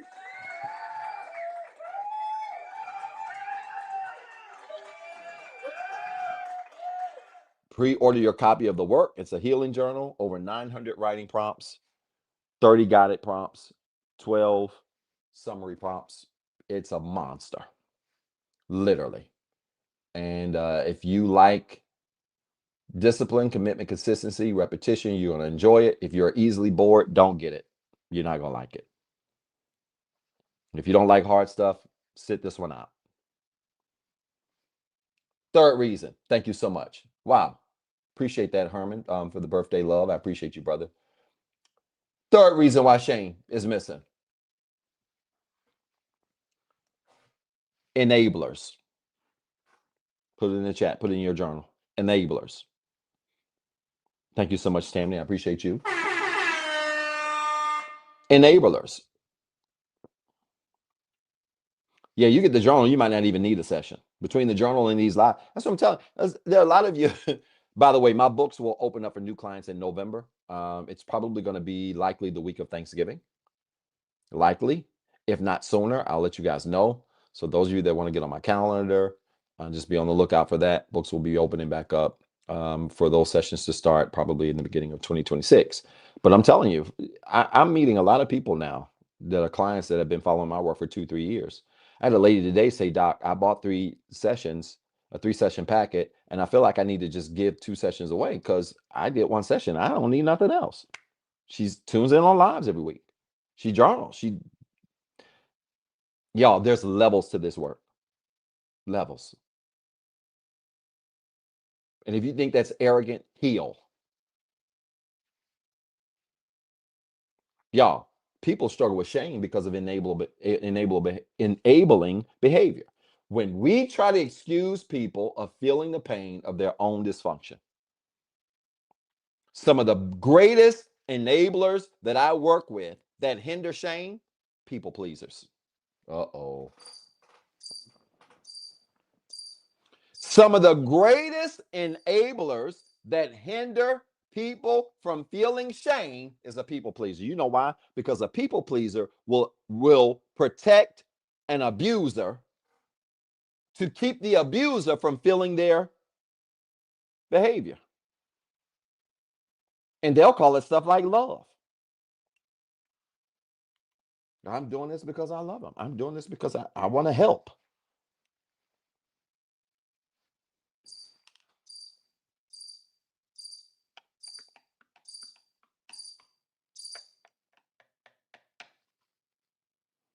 Thank you, Ms. Rhonda. She said that's the truth. Your lives and books are healing in itself. It is, y'all. Y'all just do this work. You might not even need to see me.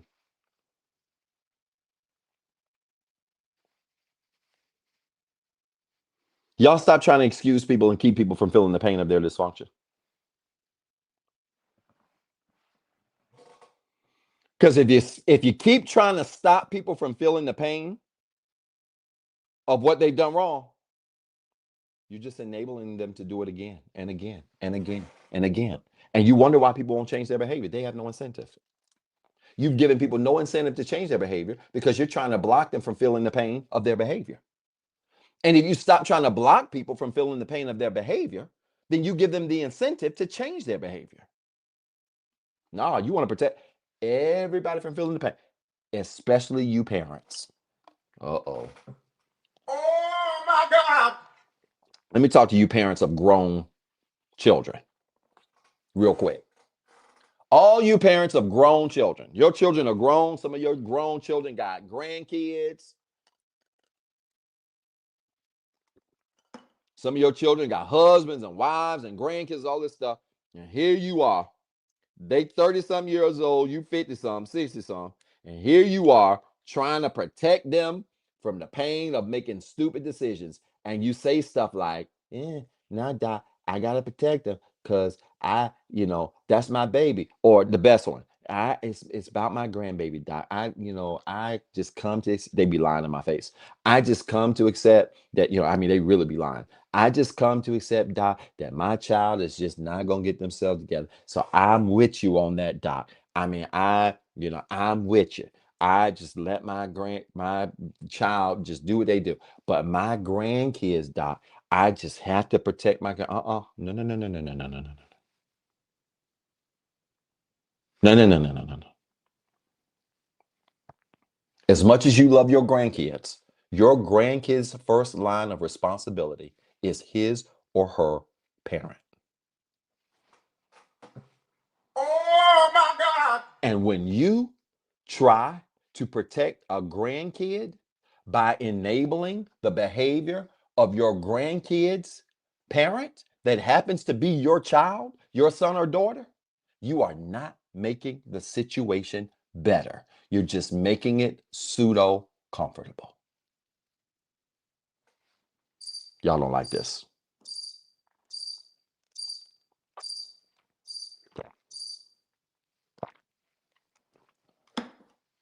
So then they hit me with this. So what am I supposed to do, Doc? That's my grandkid.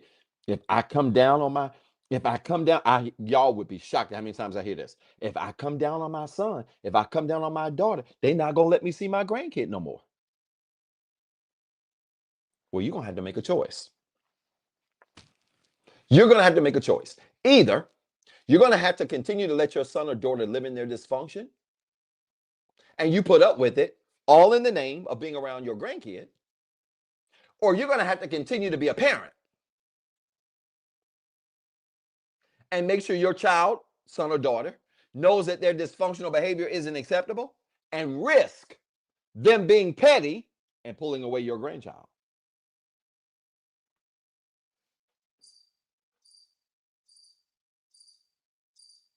I know.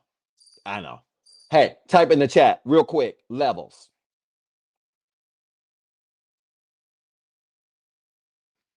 Levels.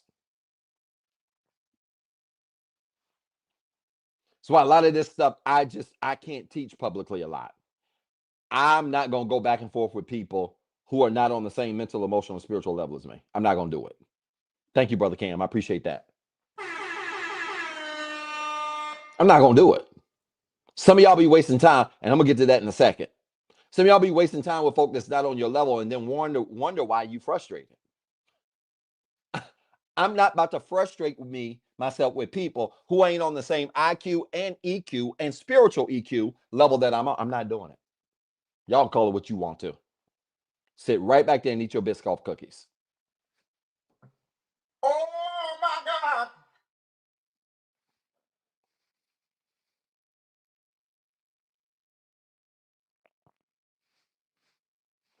Here's the fourth reason why shame is missing. This helping anybody?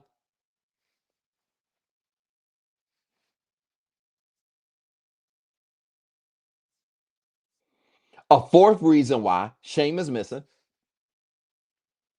is because we are so reward focused. I'm going to explain this.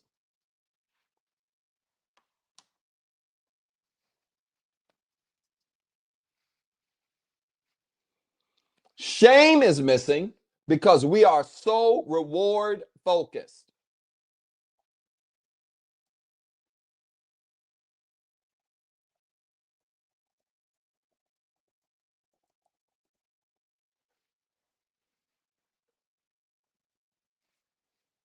Reward focused. Let me explain how this is hurting us. Thank you, Miss Aisha, for your support. Appreciate you.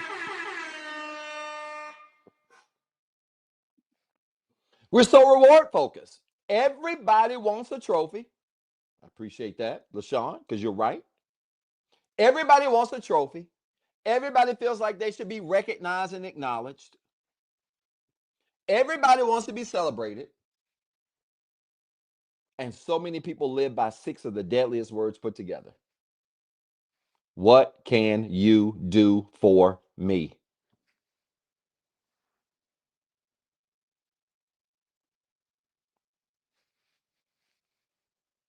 Most people not involved in nothing unless it's doing something for them.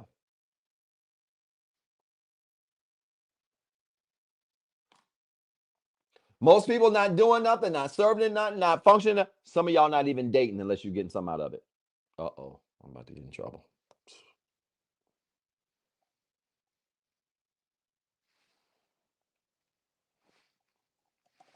People are selfish and self-centered.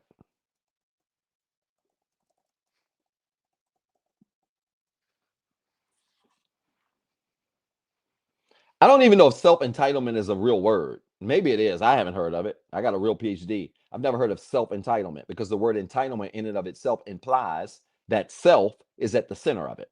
Self-entitlement sounds like an oxymoron, right? Somebody asked that question, what's the difference between that and self? I've never heard the term self-entitlement.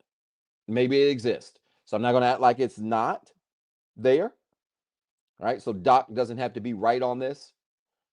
But a lot of my research dealt with things like entitlement. I've never heard the term because there is a general assumption that comes with entitlement that self is at the center of it. Does that make sense? So this is a reward focused, what can you do for me culture? And people are selfish and self-centered. And this is why, I'll tell you why something started slacking that isn't as popular today as it used to be. That is really a reflection of a shameless society. It's volunteer service. You know what makes volunteer service so powerful? You know what makes volunteer service so powerful? Volunteer service is your opportunity to do something for somebody and not get nothing in return.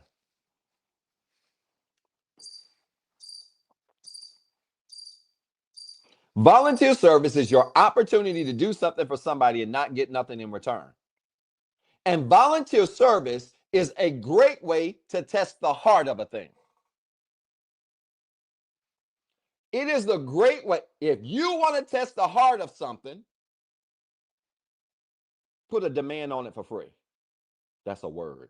Y'all put that in your notes. If you want to test the heart of something, put a demand on it for free.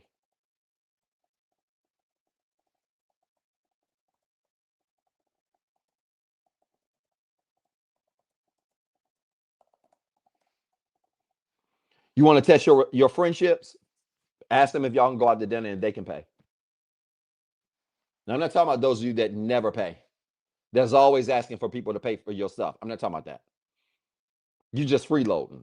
I'm talking about if you paid before, ask them to pay. You want to test the heart of something you got? If you want to test the heart of a connection, a relationship, whatever, you want to test the heart of, put a demand on it for free. Can I give y'all a personal testimonial real quick? Y'all remember back in December, I think it was December, I put the word out about volunteers for this tour. Y'all remember that? And I think I did my first meeting in like early January, something like that. Y'all remember that? Anybody remember that? All right, so I put the word out in December of last year for my tour, right? And I said the first meeting was going to be in January. Okay. I just want to prove that to y'all that I live what I teach. I said the first meeting is going to be in like January. And so I did the first meeting, and there was about 90 people on that call. It's packed. And I probably had about 120 people that RSVP. It was about 90 people on the call. A lot of people had their cameras on. A lot of people were really excited. And so I was going through my expectations. And I said on the call, this isn't a paid opportunity for volunteers. I'm on a chitlin circuit. I'm trying to build this tour. In a perfect world, I would love to pay people and do what I need to do to really support people and things. I said, but I'm not there. I'm building this from scratch. Now, I did that on purpose. And the reason why I did that on purpose is because here I am, thriving counselor and coach, heavy social media presence. You put out you're going to do a tour.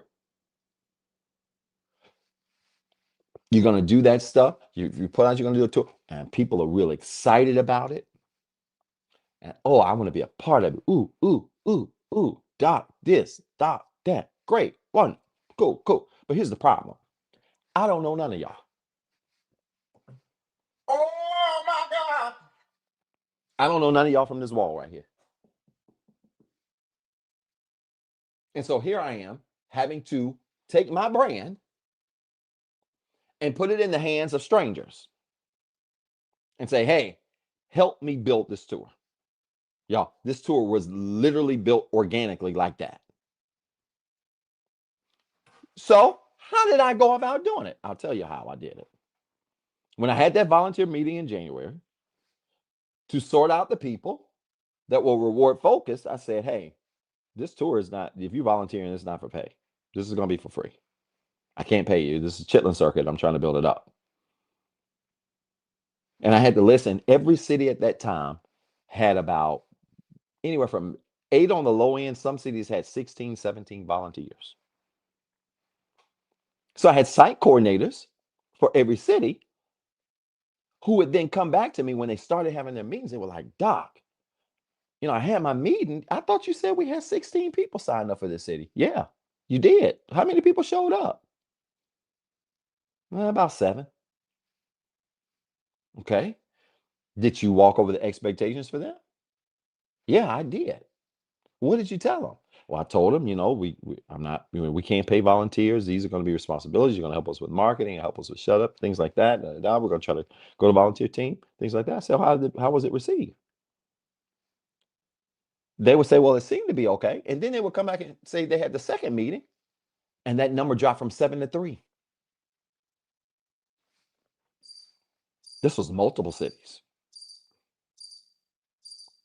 In fact, one particular city, one of the ladies sent my site coordinator a meeting or sent my site coordinator an email and said, I love to support Doc, but I can't come and do this for free. At least if he could pay for my ticket, I do.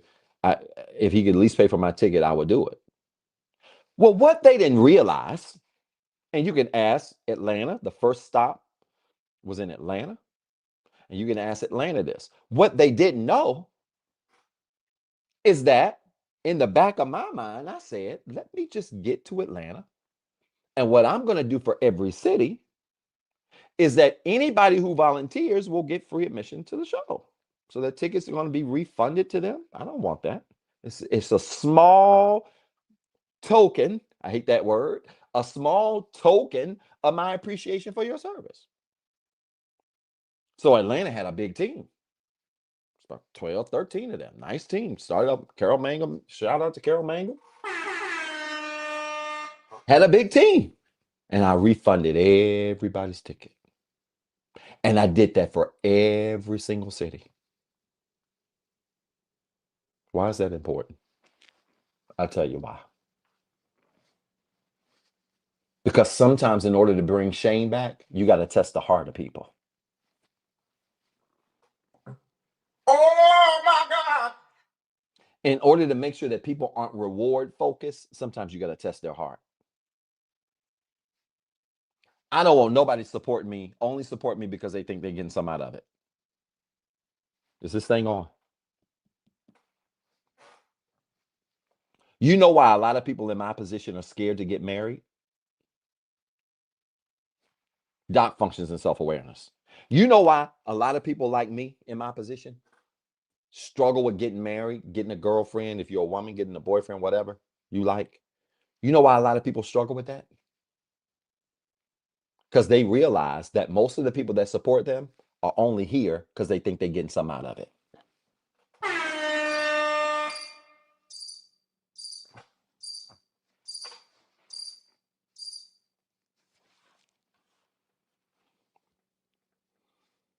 So I've learned to test the heart of people.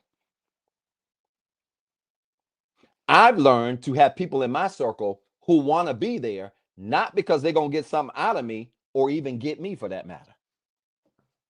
Oh my God. Y'all ain't never met nobody that's honest.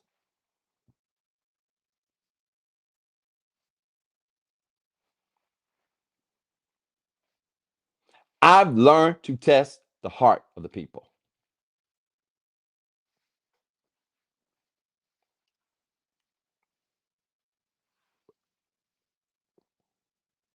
And it works.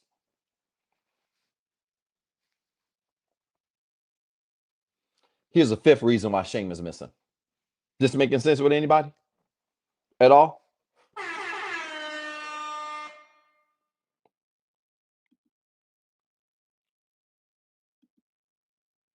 Here's a fifth reason why shame is missing in our culture. Oh, y'all ain't like that, did you? It's true. It's just the truth. Not me though. Doc gonna be with who he want to be with, and hopefully y'all still here. If not, thank you for your support over the years. Oh my God. Let me just go and put that out there. I love y'all, but let me just put that out there.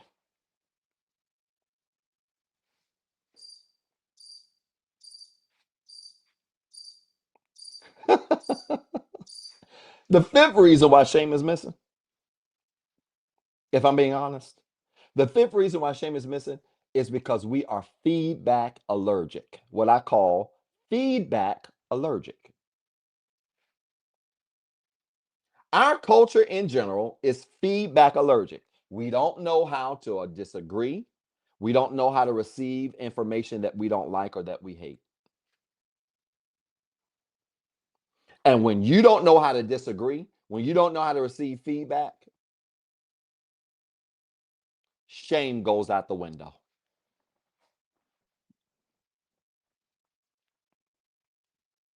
Now I get it, because y'all millennials and new age. I honestly, if I'm being honest with you,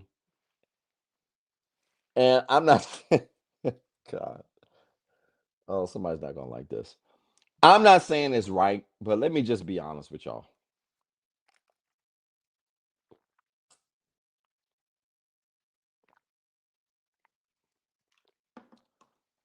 When I was a kid and a teenager, um, I never heard the term constructive criticism.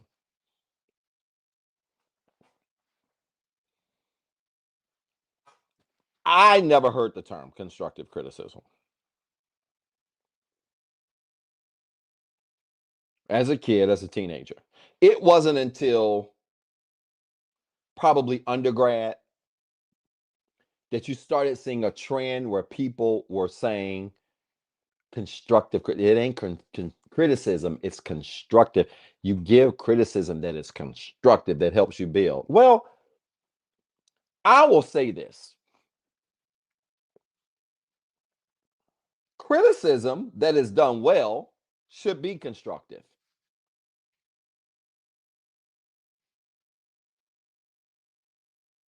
Criticism that's done well should be constructive.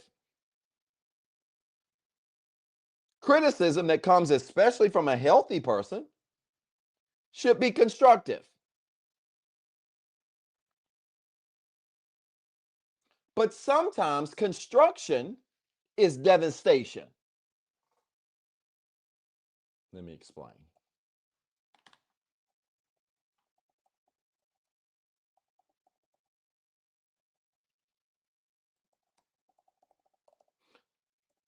Sometimes construction is devastation. I explained this to a client last week, and it was a big revelation for him, who has lived in this constructive criticism space. Doc, I'm working through some trauma, Doc, man, bro, because, man, I was always criticized by my pops, my mama, man, but it was never constructive. They always just criticize, and it was never constructive. I said, it was never constructive? He said, no, man, it was never constructive. I said, never? Every time your parents corrected you, it was never constructive? He said, no, man, it was never constructive, man. It was always just something, man. It was just tearing me down. I said, really? They were just tearing you down? He said, yeah, man, it was just tearing me down. It was never constructive. It was just tearing. I said, it was doing what? He said, man, it was tearing me down. I said, what? He said, come on, Doc, stop mocking me. I said, I'm not mocking you. I said, what did you say? He said, man, it was tearing me down. I said, have you ever been to a construction site?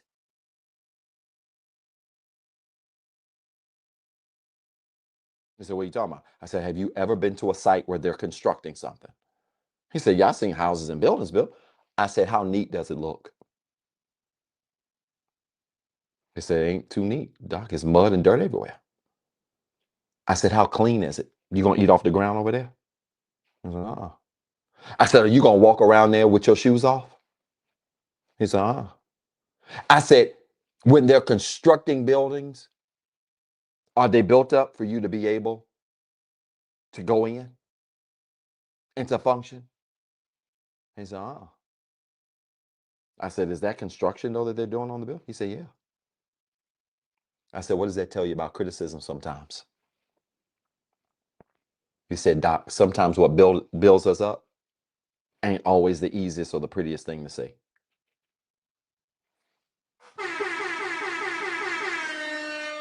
This is what I believe about the term constructive criticism. I believe the term constructive criticism was created to help people who struggle with feedback.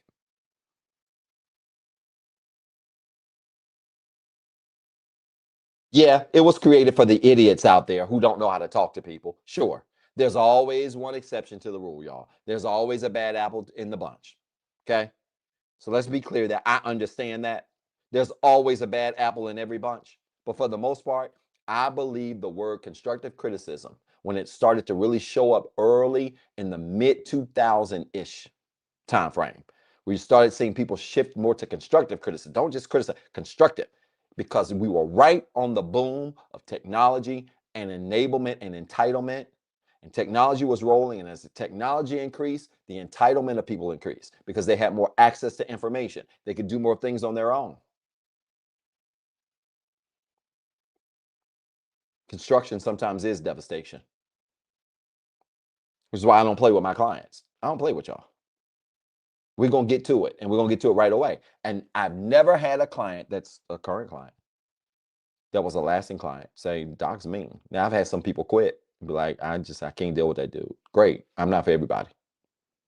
I ain't got no problem with that. No love lost. Find somebody that works for you. But this whole idea of constructive criticism, I believe, was created to soothe the trauma of people who can't handle feedback.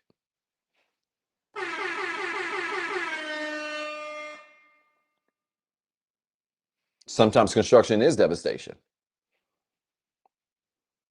And this is why, y'all, if I'm being honest, I don't comment on a lot of current events going on in the news. You don't see Doc putting up a lot of stuff on the news about this person, that person, this person got unalived, and this person got this, and this person got that. You don't, You know why?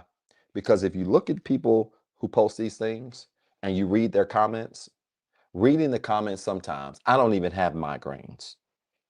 But reading the comments sometimes of people who respond to your post about your opinions about things because it is your page, and watching people so vehemently attack you and just get so vehemently offended, it is proof that this culture in general can't take feedback. The big reason why I don't comment publicly on a lot of current events is because a lot of people don't have the capacity to disagree with me.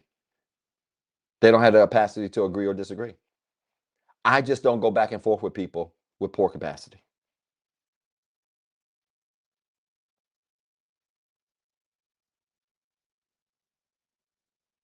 I just don't go back and forth with people with poor capacity. So I know if I do a general post about a current event or a tragic death of a well-known person and get in that, then I got to go down to the barrel where the birds are in their suspenders and go back and forth with people that don't even belong in the same room with me. Oh my God. I ain't doing it. I'm sorry. You want to know my opinion? Come find me. I'll tell you personally. I'm not going back and forth with people. I'm serious, y'all. Y'all get out the comments and stop going back and forth with people who don't have culture, who don't have the capacity for you to be going back and forth with.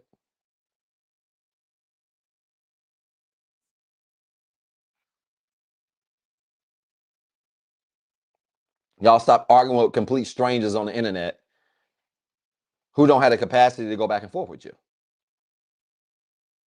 Cut it out.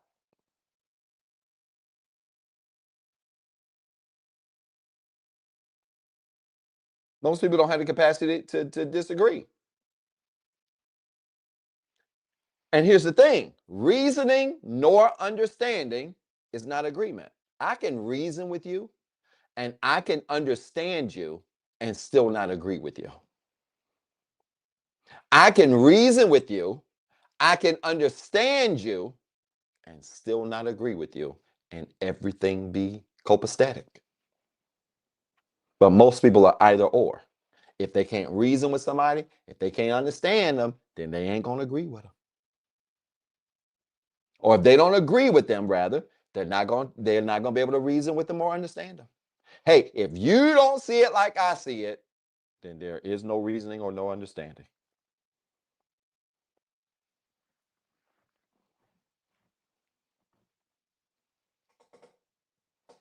So I just don't, y'all, because the shame bar is so low, the decency bar is so low. When you try to reason or understand things with people who have poor capacity, you end up looking crazy at the end. Going back and forth, you end up getting accused of stuff. You know, it's a well-known assassination that happened in our country. Y'all know about it. I'm not about to spend my life talking about all of that. I'm not. There's a well-known assassination that occurred in our country. And let me tell y'all something. Assassination is never right. I don't see how anybody can praise somebody being unalived.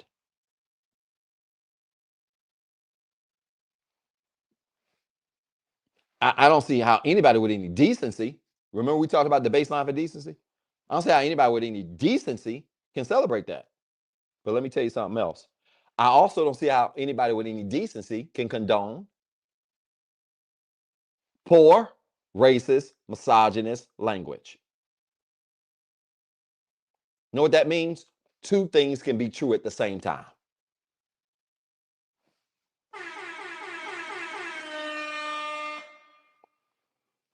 So I just don't say no. I'm not going back and forth with no idiots.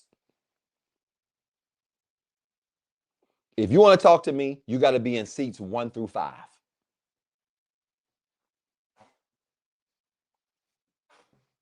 Oh my God. You want to talk to me, you can't have Biscoff crumbs on your mouth. Oh my God. You want to talk to me, it's got to be greater than them cold peanuts that you crack open from that pack, and the pack be ice cold. Them peanuts got to be in a warm saucer. And when you touch them with your hands, they almost kind of hot. Oh my God.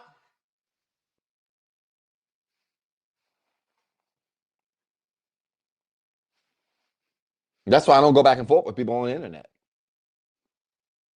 Huh? You think murder is right? Huh? You think, what are you talking about?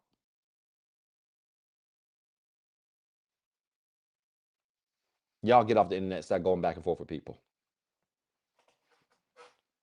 I'm serious. I like that. Somebody said, an exercise in futility. That could have been said better. Perfectly said. I'm not doing it. This is why I keep telling y'all, regardless of how high my career goes, you will never see me on these slut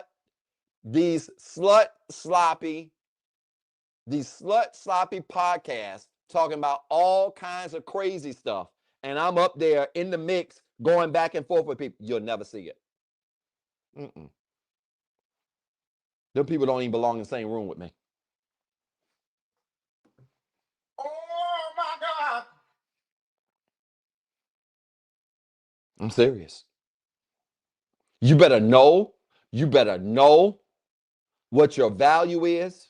You better know what your level is according to the work that you've done on yourself, mentally, emotionally, spiritually, physically, financially. You better know what your level, and you better move accordingly. Yeah, y'all got a lot. Y'all got a lot. People are starting to put show names in the comments, and I'm not gonna call nobody out. Hey, look, I don't even know the names of the show, but occasionally they come across my feed, and they have people on the panel that's saying crazy stuff, and it's an auditorium full of people. I'd be like, Doc really got a long ways to go with this little healing chitlin circuit thing he on. I ain't feel no auditorium, but I ain't talking about no crazy stuff either. And the bar up here, you're gonna have to come up here to understand me. I'm not coming down there. Now I can bring it to your level where you get it, but I'm not coming down there with you. I'm not coming to C32C. I'm not going back there. It's cold back there. Ain't nothing but peanuts. Y'all don't get no blankets. Y'all don't get no headphones. Y'all don't get none of that. Oh my God. Just because you reason with someone or you understand them doesn't mean you agree. And just imagine, look at all of these conversations and this back and forth that's going on. Yeah, you're right. The truth does not appeal to the masses. It doesn't. It don't appeal until you get tired of living the life you live in. It doesn't appeal until you keep hitting your head against the wall so many times that you ain't budging that wall and you ain't making no progress in your life. That's when it starts hitting. And then by that time, when you trying to catch up with all the life you done missed and the people you missed, they done moved on. Y'all, I'm not going back and forth. All of this back and forth stuff that's going on that you see on social media, this stuff drains me. I'm at the point now where I really only use social media to post. I'll respond to some DMs, the ones that I can, and I move on. Social media is a drain. It is a cesspool of idiots who don't know the difference between reasoning and understanding and agreement. That you can actually reason with someone and attempt to understand who they are and what they're coming from. And your understanding them doesn't mean you agree with them. It just means you acknowledge what they believe and what they think. And we can't even get that right. We're so simple that if I don't believe something you believe, I got to be an idiot, every other thing in the book, or y'all, God forbid, got to go find me and unalive me. It's crazy.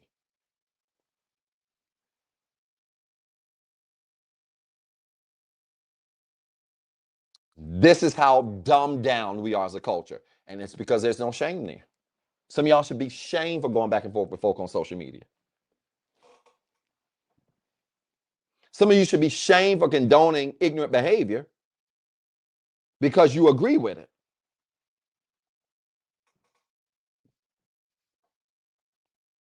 You should be ashamed of yourself.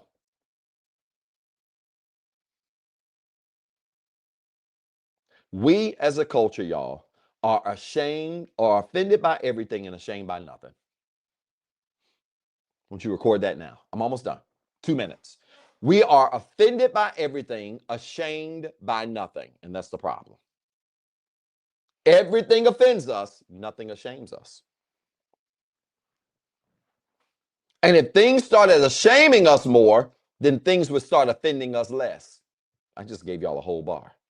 We are offended by everything, ashamed by nothing.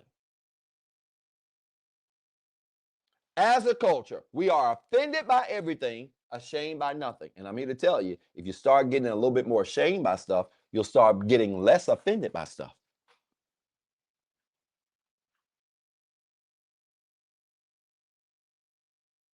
Y'all be offended and mad by everything, but don't be ashamed about nothing. Reverse that.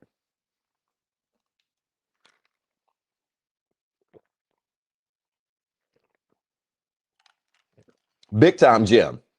If you start getting more ashamed by stuff, you'll start getting less offended by stuff.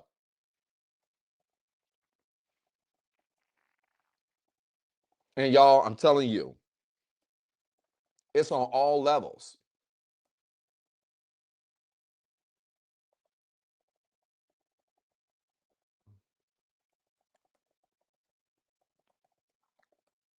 It's on all levels. People that are in leadership, that are supposed to be examples of leadership, are some of the most shameless people that you'll ever see, and some of the most easily offended people that you'll ever see. And these are supposed to be world leaders who have no shame in the bar of decency that they carry in the pit of hell. Why? Because people don't agree with them.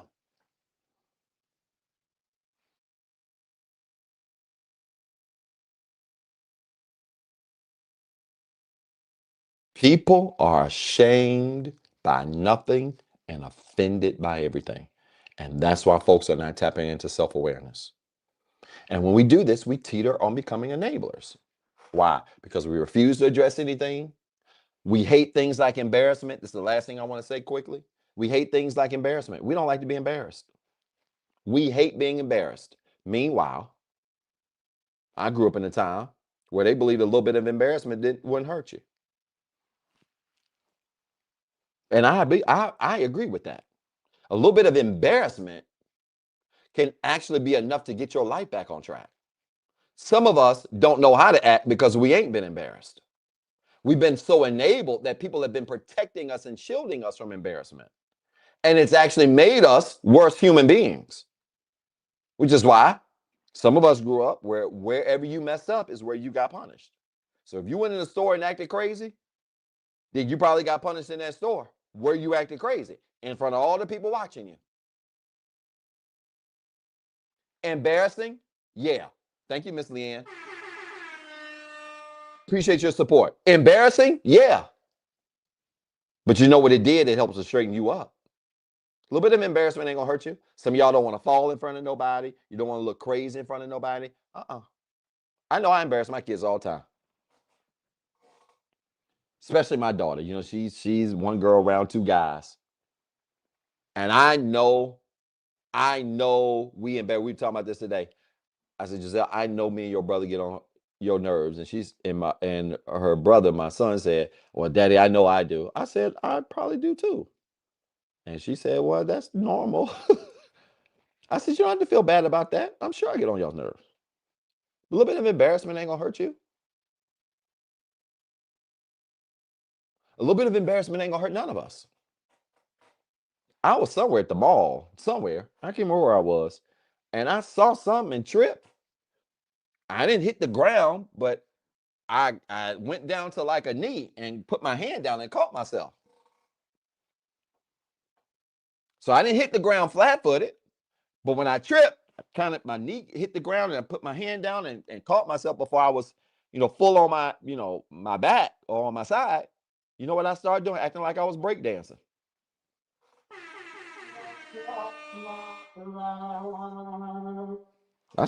I got down there, caught myself, and started pulling the ozone.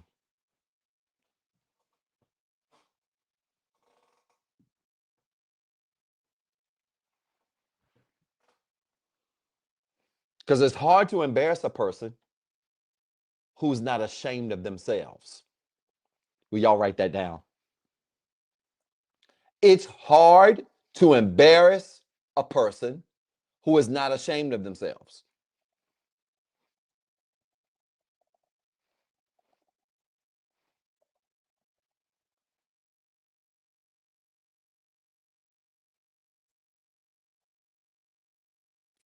Y'all, if y'all only knew how corny I was in private, y'all would be shocked. I mean, my dad jokes and my jokes and stuff I be saying will have you in tears laughing. That's why it's hard. You can't embarrass Doc. Doc be laughing at himself.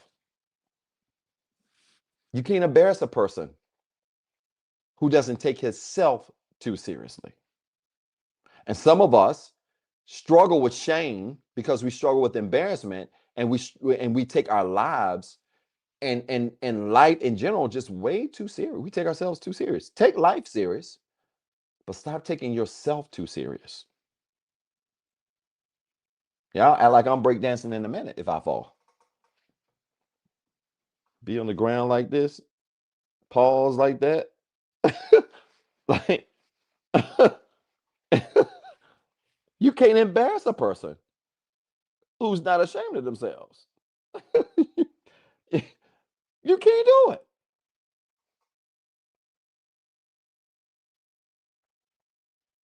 Most people have a unhealthy relationship with embarrassment because embarrassment wasn't used to empower your self-esteem.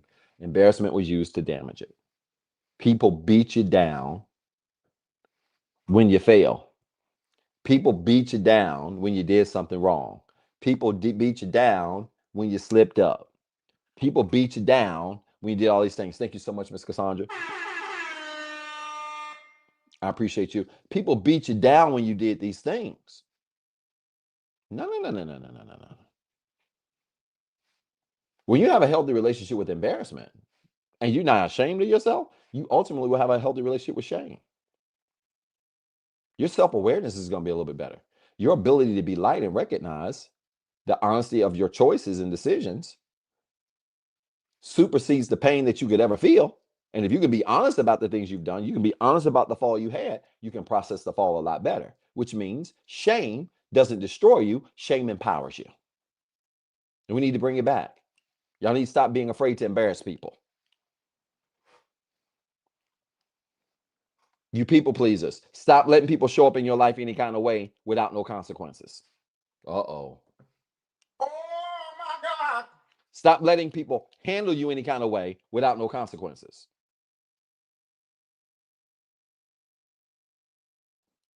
Somebody asked, when is it appropriate to take yourself seriously? I hope you guys know what I mean when I say that. It doesn't mean you don't take yourself seriously. That's not what it means, guys. That's too extreme. That's not what I'm saying.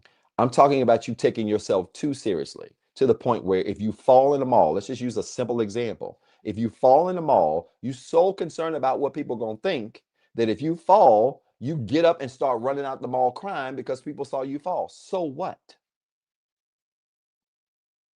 So when I talk about you not taking yourself too seriously, I talk about you being open to things like embarrassment and the pain that comes with shame through self-awareness so that you don't allow external factors, people's opinions, people's response, etc., to influence the way you process these negative situations in your life. Yes, I take myself seriously. Yes, I take life seriously, but I don't take myself so seriously that I won't embrace the pain of embarrassment, the pain of shame through self-awareness. I'm going to embrace it because it keeps me grounded. It keeps me humble. What are we talking about tonight? It keeps me grounded. It keeps me humble. It keeps me out of that entitled space. It keeps me aware. It keeps me non-selfish and non-self-centered. But I love being around people who can laugh at themselves. Yeah, Doc, take yourself seriously. If you ever been around me and you know what I think about myself and my family and my work, you know I don't play no games when it comes to me and how I take myself. However, won't nobody laugh at himself harder than Doc does. Which is why the comments about my hat, which you guys, many of you don't even understand the story behind the hat, that stuff don't bother me. Y'all have no idea. Nobody clowns me more than me about me. And this hat has great significance and I love it. So what if you don't like it? Y'all, you just can't take yourself too seriously. It's the truth. Y'all, was this helpful?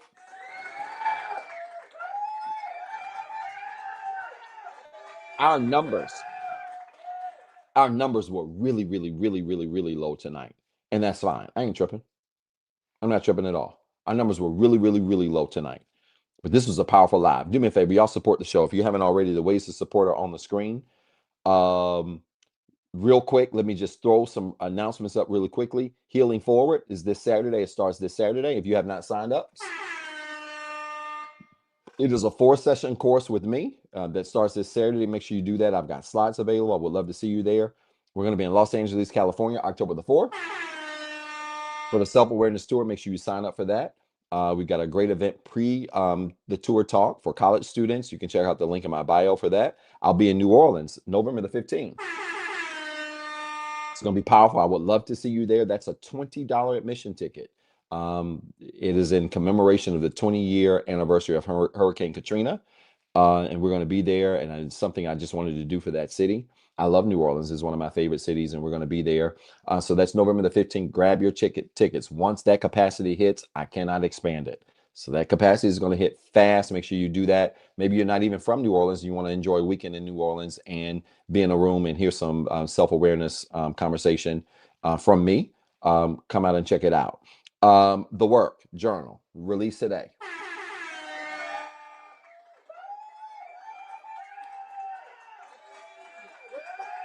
My first journal called The Work, released today. It is a 360-day journal. Over 900 writing prompts, over 30 guided prompts, and 12 summary prompts. It is a monster 425-page journal. It is called The Work for a reason, because it is work. So if you have not picked up a copy, go ahead and pre-order your copy now. Those should start shipping out the week of October the 6th. Was able to get this pushed through and really excited about it. And this might be a great holiday gift for some of you, for people that are going to be starting a new journey perhaps next year. You know, everybody's into planning and journaling at the beginning of the year. So this is a great gift.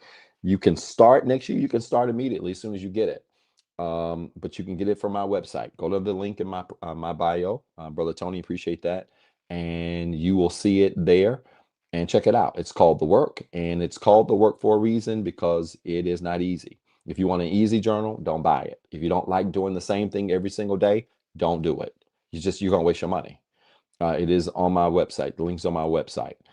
And it's on my profile bio. So Instagram, Facebook, all of my profile bios, you can see it there. Just go to my website. If you don't like doing the same things over and over and over and over again, you're not going to like it. I'm just telling you now. Skill habits are built through repetition. And so I want to challenge you to get it. And I think you'll enjoy it, or maybe gift it for somebody else. Okay. I appreciate all of you. I hope this was helpful. Support the show. Again, thank you for those of you that did tune in tonight. We didn't have big numbers tonight, but that's okay. Everybody that needed to hear this was here, and I'm okay with that.